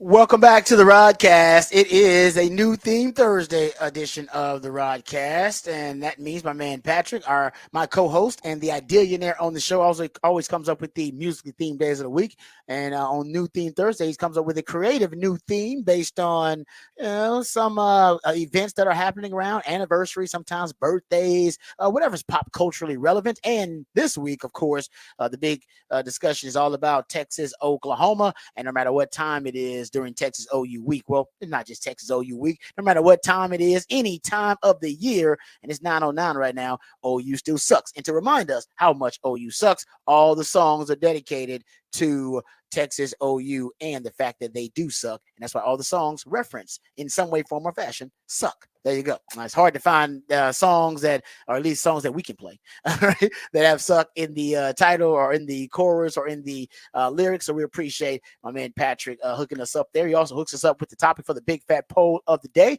which is already posted at the Horn ATX on X. Patrick, what is the topic for the big fat poll of the day? Which wide receiver will lead Texas in receiving yards against OU? Right now, Isaiah Bond still run away with it, 62%. Ryan Wingo at 28%, 4% for Matthew Golden, and 6% for DeAndre Moore. No love for DeAndre. How about DeAndre Moore? I mean, I get that he was, he's kind of Arch's guy, but he did just lead the team in receiving. Just led the team in receiving. Yeah, had a great game too. I think people are just maybe the theory you brought up that hey, he's Arch's guy. So if he's Arch's guy, Arch ain't playing. This is going to Quinn's game. I thought maybe he'd hit double digits though. Yeah, because 6%. Did he ever listen? He never even. I know he had the unofficial target in the Michigan game. He had a touchdown called back, but I'm not even sure how many targets he has from Quinn. I don't think a ton, but it's definitely not a lot because he didn't have really any catches. But we're not the first couple of weeks of the season. But we're clearly not talking about just targets because Matthew Golden gets targets, and he's got 4% of the vote. Yeah, that's true. Matthew Golden gets a lot of targets. Yeah, but his targets are underneath a lot of times, and they're on shorter throws. So I think people are thinking about leading and receiving. They're thinking about yardage usually. They're big yards, he may actually lead you in reception. They're thinking about yards. So yards, we know you're not going to get a lot of touches and targets in Sox offense. The depth in that room right now is just unbelievable. You have the luxury of having 6 wide receivers. You're going 6 deep there. You're not going to get a 9 to 10 target game like Xavier Worthy used to get back in the day. You got about 4 or 5 targets. And if you don't get at least 1, maybe even 2 chunk yardage explosive plays in those 4 or 5 targets, there's no way you're going to lead Texas in receiving. And the players most likely to have those elite explosive plays with those limited targets is Bond and Wingo. Yeah, because we've seen it. I mean, Wingo is he's one of the most explosive players in the country per touch and per target. And Bond is, I still don't think I don't think any player has been clocked at the NFL or the college level this season faster than Isaiah Bond. And his 22 point something miles per hour. I don't think a player's been clocked faster than Isaiah Bond so far this year at the NFL or the college level that I've looked at. So that's why he's, early on, he's everybody's favorite to lead the team in receiving yards because all it takes is two or 3 touches from him and he can be house call 70, 80 yards. So those are my 2 guys. I think I voted for Wingo. Though, just because I could see Sark unleashing him potentially versus Oklahoma. Bond, you should be prepared for Bond. If you're not prepared for Bond, you ain't been watching film. Yeah. But Wingo has remember that Michigan you played? We had 1 touch in the Michigan game, it was a 55-yard in and around the reverse. And, he doesn't get a lot in terms of his reps. I haven't been paying attention, so I'm sure he's playing more. He should be anyway. But he doesn't get a ton of targets. He just makes the most out of them when he gets them. There's always big plays.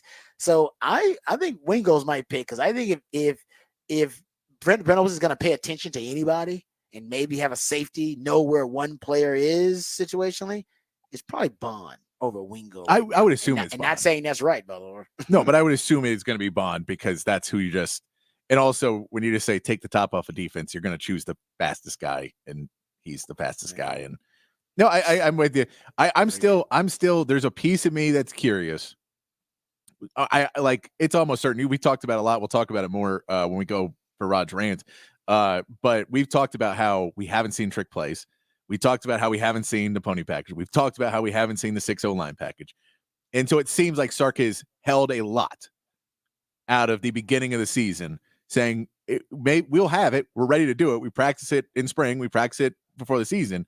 But unless we need it, I'm not going to use any of it until we need it. Could be. Yeah, and I'm curious how much of that now in phase 2 is throw that out. We're just going to start using stuff.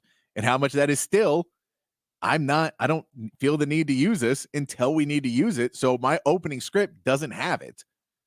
And if we need it, we can pivot to it. We have it ready. It's all ready to go. It's all been installed, but I don't know if it's going to be, I don't know if we're going to see that until if this game becomes a game into the second half, if this game becomes that game, or does he just still not push that out and say, well, we play Georgia next week. We'll be ready with more stuff there they haven't seen. Yeah, I think this is the game I would, that's why I'm, giving you guys the numbers about the 6-0 line too. I think this is the game where you see some of those concepts, and where you pull out a lot. Now, you're right. You may not need it. Hell, who knows? You blow this game wide open early in the first quarter. Yeah, then why would you break out a lot of your creative, exotic concepts? That'd be no need. Save that for Georgia. I'm going to give Brent Venables and the defense a little more credit than that, saying they're going to make this thing at least competitive in a game for a half at least of football, and that there will be some halftime adjustments you have to make, and that you'll have to tweak some things and have your creative counters ready to go.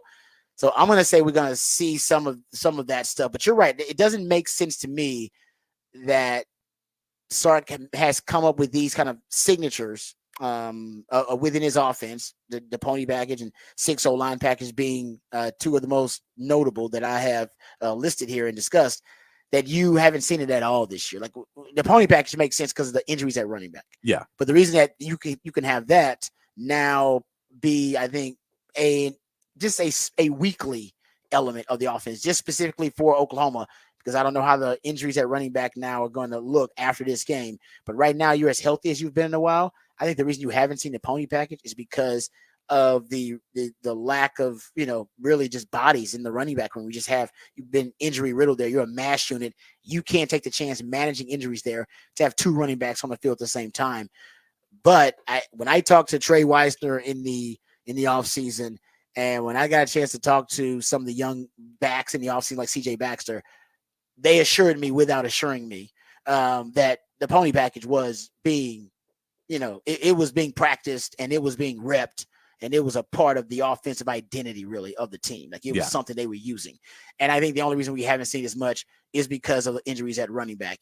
6-0 line package, I did not talk to the old lineman about that, so I don't necessarily know it. But based on what I watched, it was a part of your offense and your offensive identity in 22 and in 23. And we've seen crickets. We've seen none of it in 24. And you're deeper on the O-line than you've ever really been. Yeah. That seems deliberate and intentional. It does. And again, how many trick plays have we seen so far this season? Like I say, I brought it up yesterday. We haven't seen any double passes. We haven't seen any trick plays at all. Yeah. And Sark normally runs some. Yeah. That's another way I think you could break Tennessee. I got a list of ways I think Sark is going to break Tennessee. And just like I said yesterday, I think trick plays are a big part of it.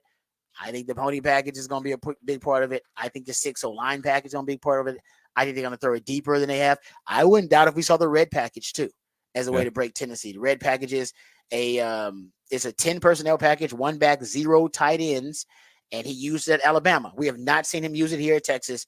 And if he has it in his repertoire, he has not yet showcased it, but he hasn't had a wide receiver room this deep.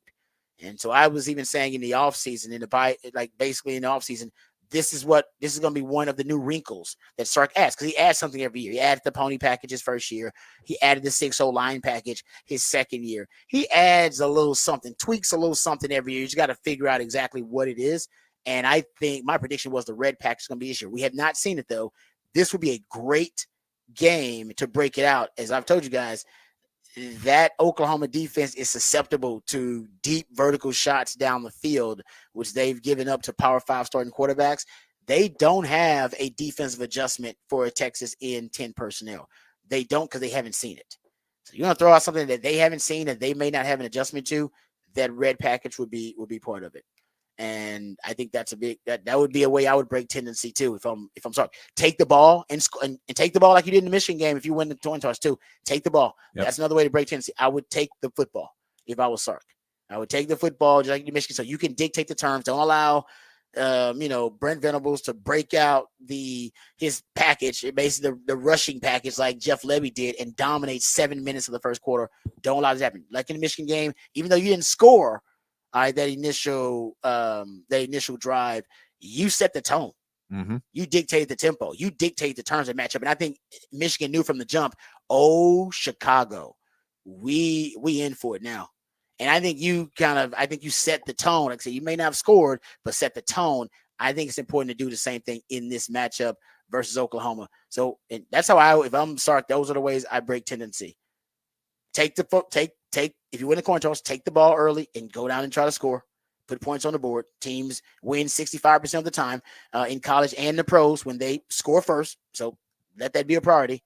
Throw it deep. Power 5 quarterbacks are completing 69% of the deep balls against this Oklahoma defense. They're a really good defense, but they take a lot of chances. They jump routes. They're really aggressive. The one place they're vulnerable is with the lowest percentage pass, which is the deep pass. So I think structurally, it actually is somewhat deliberate and intentional. They're like, hey, we're gonna make life tough on you to move the ball anywhere in the short to intermediate area.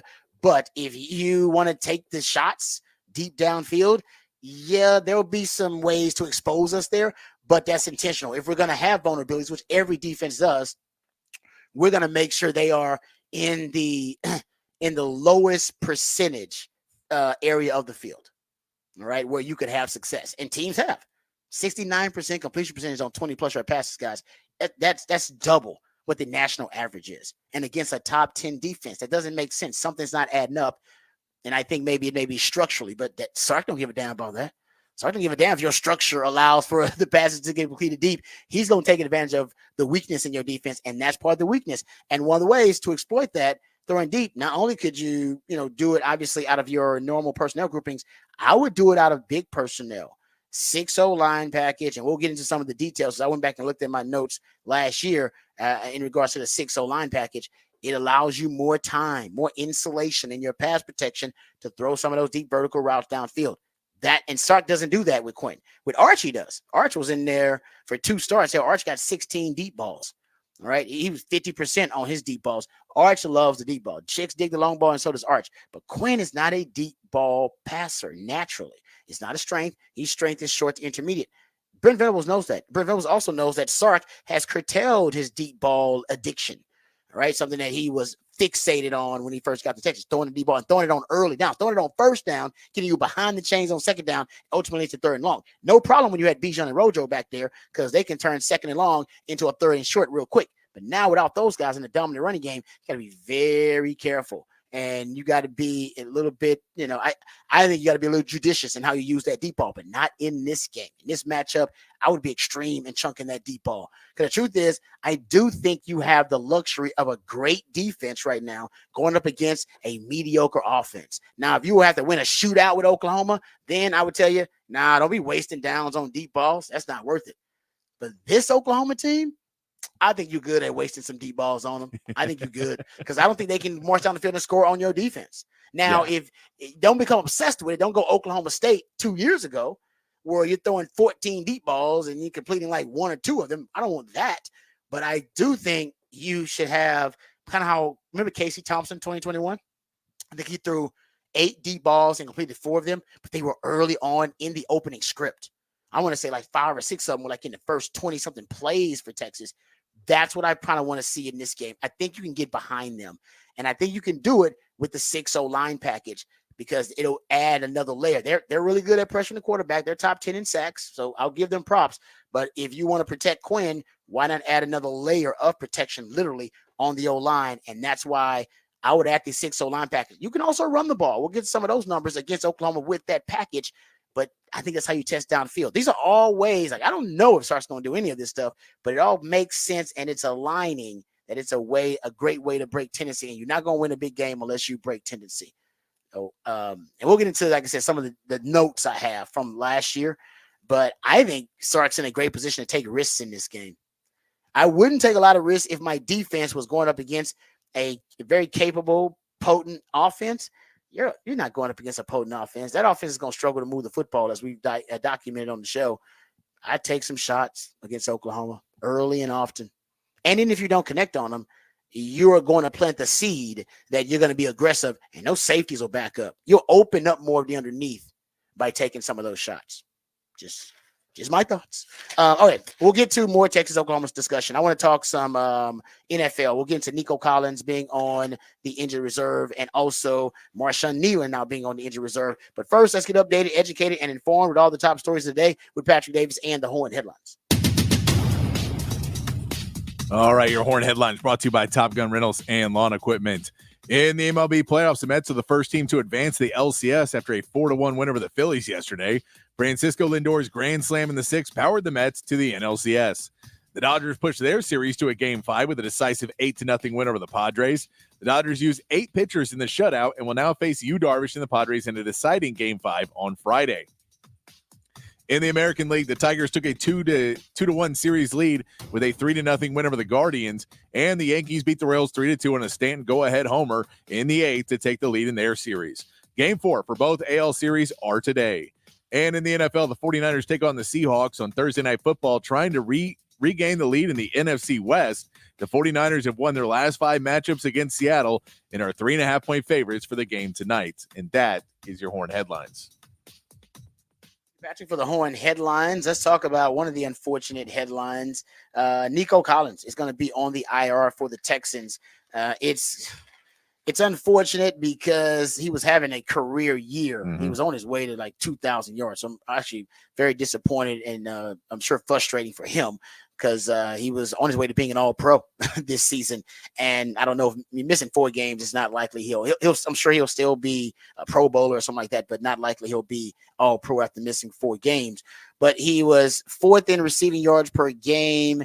He was first overall in receiving yards. He was 2nd in yards per route run. He was 2nd in yards per target. You go look at it. This guy was just having a stellar year all around and ended up tweaking his hamstring. We thought it was a tweak. Obviously, it's a little bit more than a tweak right now because they're going to put him on the IR. And I'm interested to see.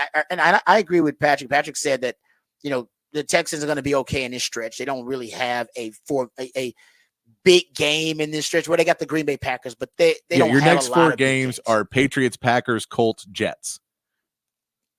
Yeah, Patriots, Packers, Colts, and Jets. Colts, actually, I take that back. So the Colts they're not a good team, but they know how to play you. You're a division foe, yes. So that could be one that's kind of tricky. But for the most part, you play one good team there, and that's the Packers. So you can win these games. But what I want to see from C.J. Stroud is I want to see C.J. Stroud, how he handles the adversity of this being in this offense without Nico Collins. Because Nico Collins is the guy, if you watch Texans football, he looks to Nico Collins on 3rd down. He looks to Nico Collins in the red zone. That's his number 1 red zone target. That's his number 1 3rd down target. And I wouldn't be concerned if 3rd down for the Texans was like 3rd down for everybody else, where you average 3rd and 4 or 5 yards to go. And you're like, my quarterback can get that. We can get that situationally, schematically. We can figure out ways to engineer those types of gains. But the Texans average almost 9 yards to gain on 3rd down. They average 3rd and long every 3rd down. And if you watch the games, man, CJ's looking for Nico. Like I said, I'm going to go back tomorrow. I'll have the numbers for you and how many 3rd and longs where he's looking at Nico. It was a target to Nico.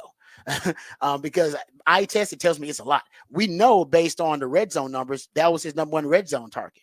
Think about how the offense changes. Now, I think Stefon Diggs steps up as that red zone target. I'm not sure if Stefon Diggs can step up as the 3rd and long target because I know teams are going to try to take him away. And, that makes life, it was tougher to take away Nico Collins when you had to worry about Stefon Diggs. Yeah. It's going to be easier to take away Stefon Diggs. I don't know if you got to worry about Tank Dell as much. That's why the Tank Dell factor is going to be huge here in Tank Dell. Do we believe that Tank Dell can get out of this? I don't know if it's a rut, but he really hasn't had a stellar start to the season. He hadn't had a stellar start to the season yet, and that would be the concern is, do we see Tank Dell make a impact in this game. I'll give you some numbers that are somewhat concerning about Tank Dell.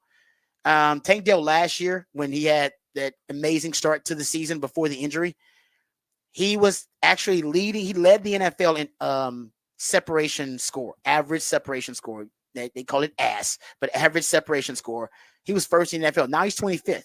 Nothing wrong. That's still nothing to sneeze at, but it's not elite where he was last year. That's why, and everybody assumed coming off last year where he, in the first 8 games of the season, he averaged 18.8 fantasy points per game, 77 receiving yards per game on a team high 23% target share. And this is everybody freaked out and went, oh, he's CJ's favorite target. The other guys are maybe more productive and maybe more prolific, but CJ wants to go to Tank Dell. And you combine that with the fact that he's the one that actually recommended that the Texans draft Tank Dell because they had a relationship before that. And so the assumption this year would be he's going to pick up right where we left off. Well, I don't think we factored in the injury enough. That was a catastrophic injury to end his rookie season. I'm not sure he's fully recovered from that. And then he got shot during the offseason. That's a traumatic event. I'm not sure how that affected him physically. And it just seems like, Patrick, he's not back yet. Now, this may be the catalyst he needs to come back is Nico being down, Stephon the new number 1, and now he is truly the number 2, and that's a different role for him. But when Nico went down, I assumed that would happen in the last game, and it didn't really. Nico went down. Remember, that was the first half Nico went down after that 67-yard touchdown. And the target share for Tank Dell stayed the same, 12.1 target share. That was behind Stephon Diggs at 24%. Dalton Schultz was at 18%. Hell, Ungbawale was at 15%. So that to me, I don't know. I don't want to freak out about it, but if we don't see him step up this week when he's obviously being schemed into the game plan, yes, might need to worry about that. It is a concern definitely in the world of this week. Because I take some of it of he's been a little banged up. He hadn't been at full practice every week. I think he'd been on the injury reports and limited practice for some of these weeks. So I think that there was a bit of it, him trying to ease back in and then find his role as the number 3 wide receiver. And they're running 3 sets, but I think he's trying to find his role. This falls back into more of what the role he had last year was, which was the number 2 receiver behind Nico. I think that he can fall into that a little bit more. And one of the things last year was he was a guy that had that chemistry with CJ Stroud. So that's going to be your big one, is on those third downs. Do CJ Stroud and Tank Dell find each other there? Or is CJ Stroud just looking at Stephon Diggs and Dalton Schultz and maybe Onga Bawale? Or if Joe Mixon comes back, Dameon Pierce actually was at practice this week, which is good to see. So maybe he'll be part of the game. But whoever it is that may come out of that backfield to catch the ball, the question is, does he look at him this week? But this is, the Patriots defense isn't awful. The Patriots offense is, but the defense isn't. So, it'll be a decent enough test. I'm not scared of it yet, though, because I don't think he's just been healthy and really found himself in that third wide receiver. And plus, it's not like CJ Stroud that the offense has gone 100% according to plan. And I think that's where that's true. CJ Stroud has shown he likes targeting 2 guys. And last year it was Nico and Tank. And Tank's kind of the odd man out in that right now. Yeah, but right. When you talk about the Texans, this is kind of a good test for them going forward you have Diggs for 1 season. Is this a problem that Tank Dell's not going to evolve to be that guy next season where you kind of thought, well, we're going to have our 1 and 2 next season. We're ready to go. Yeah. This is a good test for that. It's also not a crazy stretch. You're thinking about you're a playoff team for the Texans. Get Nico Collins healthy because you need him when you start playing more playoff caliber teams. And when you get down the stretch of the season, you need him to be healthy. So instead of trying to get him back in 2 weeks for that Colts game, where he's going to want to come back and start ramping it up. And even when coach says not to, he'll be at the gym trying to do his own thing. And then he'll go, we're playing the Jets and I want to go show up there. We'll be in New York City. I want to go show out in New York. So I'm going to go show. I think if you let him have to rest for 4 weeks, it gives you a little bit more of an ability to get him back to full health to where Nico Collins can finish out the season how he started it and just as a menace to the opposing team's defenses. So all of it is, it's not the worry point. The worry point is that your offensive line has still not shown up to be the offensive line you want it to be. You're still getting into too many third and longs. Joe Mixon, I mean, I know it's a hip drop tackle, so it wasn't a injury of really wear and tear. Yeah, it was a freak injury. But it's still at the same part, you realize, man, even though you trade for one, there just isn't much depth in that running back room. And you need him to play as much as he can, because the difference between week 1 and everything else has been pretty drastic. Yeah, no, you're right about that. And I love what you said, though, about the outlook for next year. Actually, this is a nice little stretch sample size to look at what your future at the wide receiving position may look like. Stephon Diggs on a 1-year deal, he leaves. Tank Dell's, what level of expectation can you have for him now after the injury? Can you expect him to step up? What's the timeline like for Tank Dell's, for his recovery? Because I'm with you. I don't think he's fully recovered yet. But I do wonder if they can expect that later on this year, or if that is something that we can see while Nico Collins is out. We start to see him now really relish in that new role that he has. But third and long is once again something to watch. Yep. But this time, watch how CJ Stroud handles those third and longs in the red zone without Nico. Because right now he's the best quarterback in the league on third and fourth down. Like, nobody's better at third and long. Matter of fact, the Texans convert third and long at 36% rate, which is third best in the league. You're not supposed to be doing that, but that's with Nico. Without Nico, I wonder if they're still as effective converting those really tough third and long situations. All right, another topic here I want to get to, and I will get to Rod's rant next segment and talk Texas OU. Real quick, the Cowboys also dealing with injuries. Marshawn Nealon is on the IR now. That's official. We had a texter also confirmed us that Brandon Cooks is on the IR too. That one kind of slipped under the radar with me. But the Cowboys, man, really injury bitten, injury riddled, mash unit at the edge defender position. Micah Parsons out, DeMarcus Lawrence out. Remember, Sam Williams went out for the start of this season, and then now you got Marshawn Nealon, your draft pick this year, who is going to be out. So I'm not even sure who's starting at DN for the Cowboys in this Lions game. But if you're the Lions, it seems like an easy game plan. Pick on the D line, get to the edges, get off tackle. You want to pick on the D line as much as possible. They're one of the most physical offensive lines in football. The Cowboys' back seven actually now is starting to round into form. The report was that Deron Bland is going to make an appearance in this game. I don't know if he's going to start, but he's going to make an appearance. So if he comes back, and then you got Kalen Carson, who's working his way back in the secondary. You got Trevon Diggs. You got Malik Hooker. You got Donovan Wilson in the secondary. You got DeMarvion Overshown and Eric Kendricks. I know he didn't practice, but there's been no reports that he's expected to miss any time. So hopefully that's just precautionary for the Cowboys. The back seven is going to be your strength. You got to go win this game, or at least stay in this game with your back seven, which means to me, if I'm Zimmer, I'm probably going to be doing a lot of run blitzing early on. I'm probably going to be blitzing off those edges to set the edge. I got to get in the backfield. Got to knife into the backfield. We got to find some way to shoot the gap so that we can make plays in the backfield. But before they get their downhill running game going, you do not want that with Jahmyr Gibbs and David Montgomery. So I expect some run blitzes early on to help reinforce your edges. I expect them, kind of shooting some of the inside gaps to really help out your interior D-line so that you can stop the running game before it gets rolling downhill. And honestly, I have to put a lot on the shoulders of my DBs. Y'all might have to cover on an island a lot of times while we blitzing and while we're loading up this box to stop the run. Because I know the DBs are capable. Now, can they, are they going to be able to shut down the passing attack of the Lions? No way at all. They got too many weapons. Jared Goff coming off a perfect performance, right, and making NFL history. But if I am going to overburden any part of this defense, it will be the secondary, because you getting guys back. You're deep there. You got depth. You got talent in the back seven. DeMarvion Overshown now is going to be, I think, treated as a starter. So you got a sideline linebacker who can make plays in space. The back seven right now is rounding into form. It's the D-line that I'm concerned about. That's it. D-line, this thing can get ugly if that D-line is not even capable of standing and holding point at the point of attack. And I don't know if they can versus Detroit, just because, you had one of the worst interior D lines in the NFL for the first 3 weeks, and now you have the the most decimated edge room in the NFL with injuries. It's a bad combination. Yep. Going into this matchup.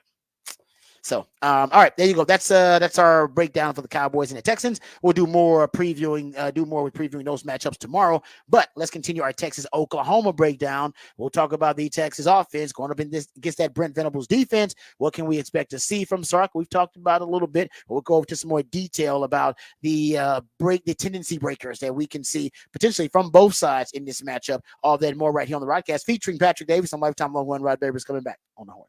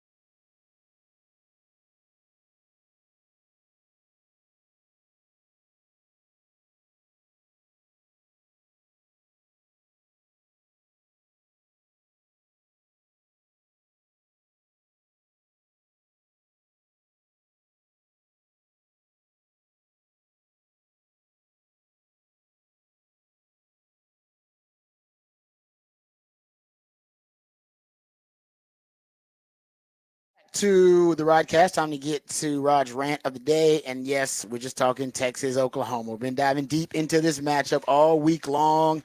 By Thursday, I got my game plan in, right? I got the game plan in. I got my predictions, my projections about how I think everything's going to go. And we've talked about the Texas defense versus that Oklahoma offense and how we expect Oklahoma to try to move the football. Well, that Texas offense versus the Oklahoma defense, that will be, of course, the matchup that everybody's watching. You got a top 10 defense, arguably, going up against a top 10 offense. Arguably, some people would say a top 5 offense with Texas. But two of the best units in the country and two of the best play callers. Defensively, Brent Venables, and offensively, one of the more brilliant play designers and play callers in Steve Sarkisian. So, something's got to give. I think Oklahoma, from what I've seen, they're opportunistic defense, top 5 in takeaways. They're top 10 in sacks, top 15 in tackles for loss. They thrive. They feed off of negative plays. They feed off of takeaways and turnovers. I don't see how Texas can lose this game if they take care of the football. And if they, if they don't turn the football over, right? It's not just win the turnover margin, but not turn the football over. It's not enough for them to win the turnover margin, even though Oklahoma's third in the country in turnover margin. So it's a big part of how they win. I think a big part of it's got to be just taking care of the football, period, and trying not to try to play a clean game and not turn the football over. Because the one thing that can fuel this Oklahoma offense is short fields, right? Field position, short fields, then they can make something happen and put points on the board. So how do I think Texas is going to surprise, break tendency against Oklahoma? I talked about this a lot. I think we're looking at the Oklahoma defense because they're so aggressive, because they're so, ultimately, I think they're so opportunistic. A lot of what they do is jumping routes. They believe their eyes. They believe their keys. They're very, very well. They're very prepared. I mean, that's just the more prepared units you'll see, and you can tell they have no indecision when they see a key and they see something they've noticed in film study. They're immediately attacking it, and they're attacking as a downhill kind of group, and that's good. I think that works for them. Helps them make a lot of splash plays and havoc plays, but you can make it work against them. And some teams have, especially Power 5 quarterbacks. So, Texas is the most talented offense they're going to face so far. Best quarterback room, best wide receiver room they face so far, and the best O-line. Those Power 5 quarterbacks they face have completed 69% of their 20-plus yard passes. So you're talking about deep bombs, 20-plus yard air yards. They completed 69% of them for an average of 27 yards per attempt and 4 touchdowns. If you're Texas and you see a really overly aggressive, a really, I would say for them, really a ball hawking, havoc-minded defense. And that makes them good, but also makes them a bit vulnerable to the deep shots. You can get behind them. And if Auburn can get behind them to complete 5 of 6 throws, and if of those 20-plus yard throws, and if Nico can do it and 50% of his throws, and if, you see Donovan Smith from U of H, if he can do it, then Quinn can do it. Now, that's not in Quinn's nature. Sark has curtailed the deep ball, and Quinn has only thrown 7 such passes this year. He's completed 3 of them, which is really good, but he's only thrown 7 of them. Him throwing a lot of deep passes in this game would break tendency. Kind of remind me of that 2021 game. Casey Thompson came out. Remember, he was like the mad bomber. First 20-something plays, they chunked it deep a lot and connected a lot. This may echo that game. This game plan may echo some sentiments from that game plan. So watch the deep ball because they're vulnerable to it. As you are going to throw the deep ball, I've been saying I would throw it out of the 6-0 line package. Last season, you averaged almost 12 yards per attempt throwing out a 6-0 line package. When you threw the football, you had over a 25% explosive pass play rate. Explosive play rate passing the football out of the 6-0 line package last season. A lot of this when they added Brett Bielema, because Brett Bielema loved the extra O-line package when he was at Wisconsin. So they added him to increase the diversity and variety of that 6-0 line package, what they call the Big 11 or Big 12 package.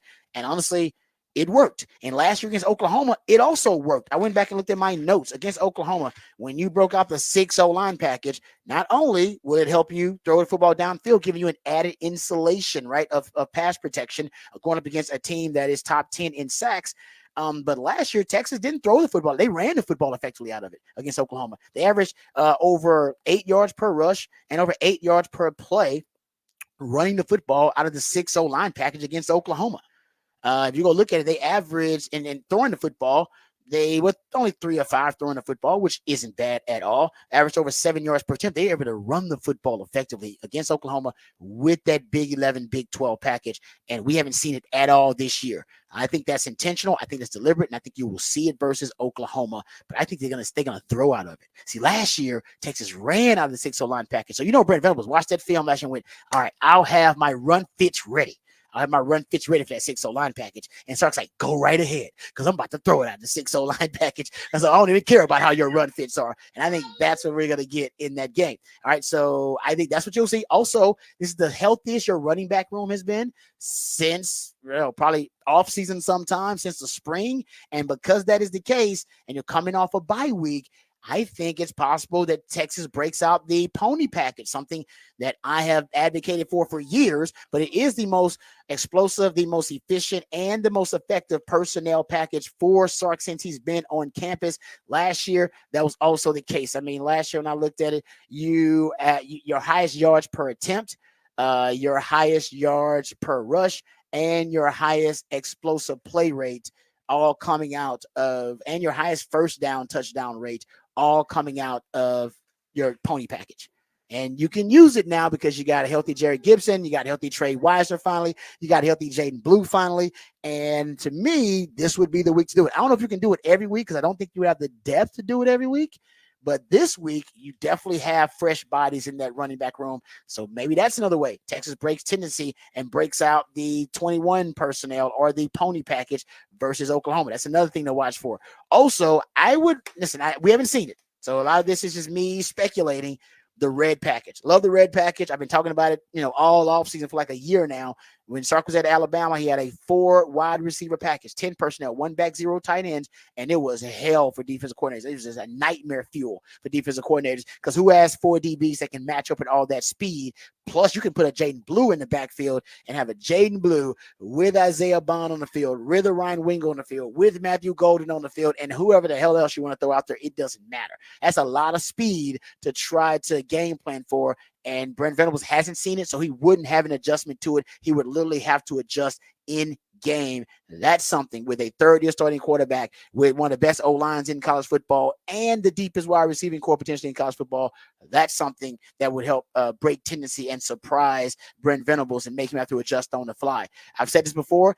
If I was Sark, if I won the toss, I would take the ball like you did versus Michigan. He said it was for weather reasons, but take the ball and try to score first. 65% of the teams that score first in college and pro, they win the game. That doesn't always mean you win the toss, but if I win a toss, I want to dictate the terms, dictate the tempo. You didn't do that versus Mississippi State. When they got the ball first, they were able to take 7 minutes off the clock, and then they kind of changed the tempo. They're the ones that were able to dictate the tempo of the game, and Texas really didn't play their brand of football until the fourth quarter. You don't want that. You don't play your brand of football from the kickoff, from the jump, and force them to have to adjust to you. Force Oklahoma to play your style because they can't play your style. They're just going to drown trying to do it.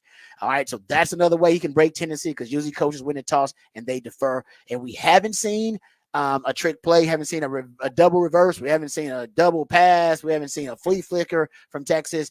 This is probably the game where you're going to see some of that creative, innovative trick plays, exotic plays from Sark. He talks about that, how he likes trick plays because the players get really excited about them. They, really break up the monotony of practice and the monotony of the routine. And he said he doesn't like to practice trick plays and not use them because he believes that if he does that, he loses the trust of his players, and you don't want to lose the trust of your players. So I think those are all ways that you can see Sark and see Texas break tendency in this game versus Oklahoma. All right, there you go. That's my breakdown, as thorough as it gets between Texas and Oklahoma. We come back. We'll play Who Said That. That's when Patrick plays pieces of audio from the sports world, sometimes beyond the sports world. And then based on the context clues or familiarity of the voice, you have to identify who said that. We'll play that when we come back right here on the Rodcast featuring Patrick Davis on Lifetime Longhorn. Rod Babers coming back on the Horn.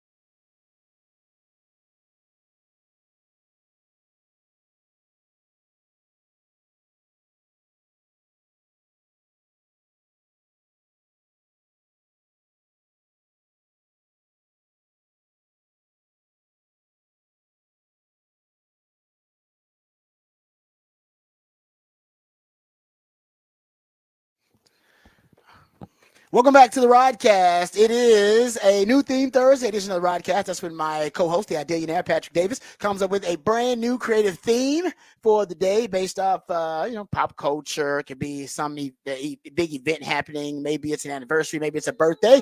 Well, it is Texas OU week, and it's 9:54, and OU still sucks. And let's be honest, it doesn't matter what time of the year it is or what time of the day it is, OU still sucks. And to remind us of that, that's what the new theme is all about, because all the songs today, they in some way, form, or fashion, they reference suck to remind us that OU still sucks. So thank you, Patrick, for that. We appreciate it. Also, thanks to Patrick for coming up with the topic for the big fat poll of the day, which is already posted there at the Horn ATX. Go check it out for yourself. Which wide receiver will lead Texas in receiving yards against Oklahoma? The choices are Isaiah Bond, Matthew Golden, DeAndre Moore, and Ryan Wingo. And 64% of you say Isaiah Bond will be the man. Yeah, 007. I like that. Also, Ryan Wingo, 26% of you said that he'd be the guy. And y'all are not really high on Matthew Golden or DeAndre Moore leading the team in receiving versus Oklahoma, because both of those guys bring it up the rear with 4% and 6% of the vote. All right, time to play Who Said That? That's when Patrick plays pieces of audio from the sports world, sometimes beyond the sports world, and based on the context clues or familiarity of the voice, you have to recall and identify who said that. What'd you say? Oh man, hey, H-Town Blues, those are nice. We need to make that our primary uniform for our home games. Those are really nice. They look really good in them. Those are sweet. And Fairbairn made the kick from the H. Made the kick from the 8. Yeah. Hey, put a staple on. Let's go. H-Town Blue for our primaries. All right. Thanks a lot, Coach. Good luck this week. Thank you, guys. Oh, that's D'Amico Ryans. He's talking about those new uniforms, those H-Town Blue uniforms that they wore last week, and said he liked them so much he think they should be kind of the go-to uniforms for the Texans. Maybe change those up and not just they're not throwback. They're just kind of an alternate uniform. I wish we had a throwback. You don't got a throwback apparently, because the Oilers are our damn throwbacks and we don't have that. Should have them. We play the Titans for them. I guess we do technically, like the 02. That's a different uniform. Like they're slightly different, but they're not different enough because the colors aren't different. It's not a major throwback. It's not cool. Did you like the uniforms? The new, I did. Love You Blue. I did. Yeah, the new, not Love You Blue, but the new blue uniforms. Yes, the new blue. I did like them. I don't know if I want them as primaries. I kind of like them as I throw them in a few times a season. Yeah, I like them a few times a season. You're right about that. Yeah. H-Town Blue to replace the Love You Blue. I still love You Blue more than I do H-Town Blue. Thank you, Patrick, for everything you do. Remember, the revolution will not be televised. We talk about it right here on the Rodcast. We love you guys. We mean that. Take care of yourselves, but more importantly, take care of each other. Until next time, remember, hook 'em and peace.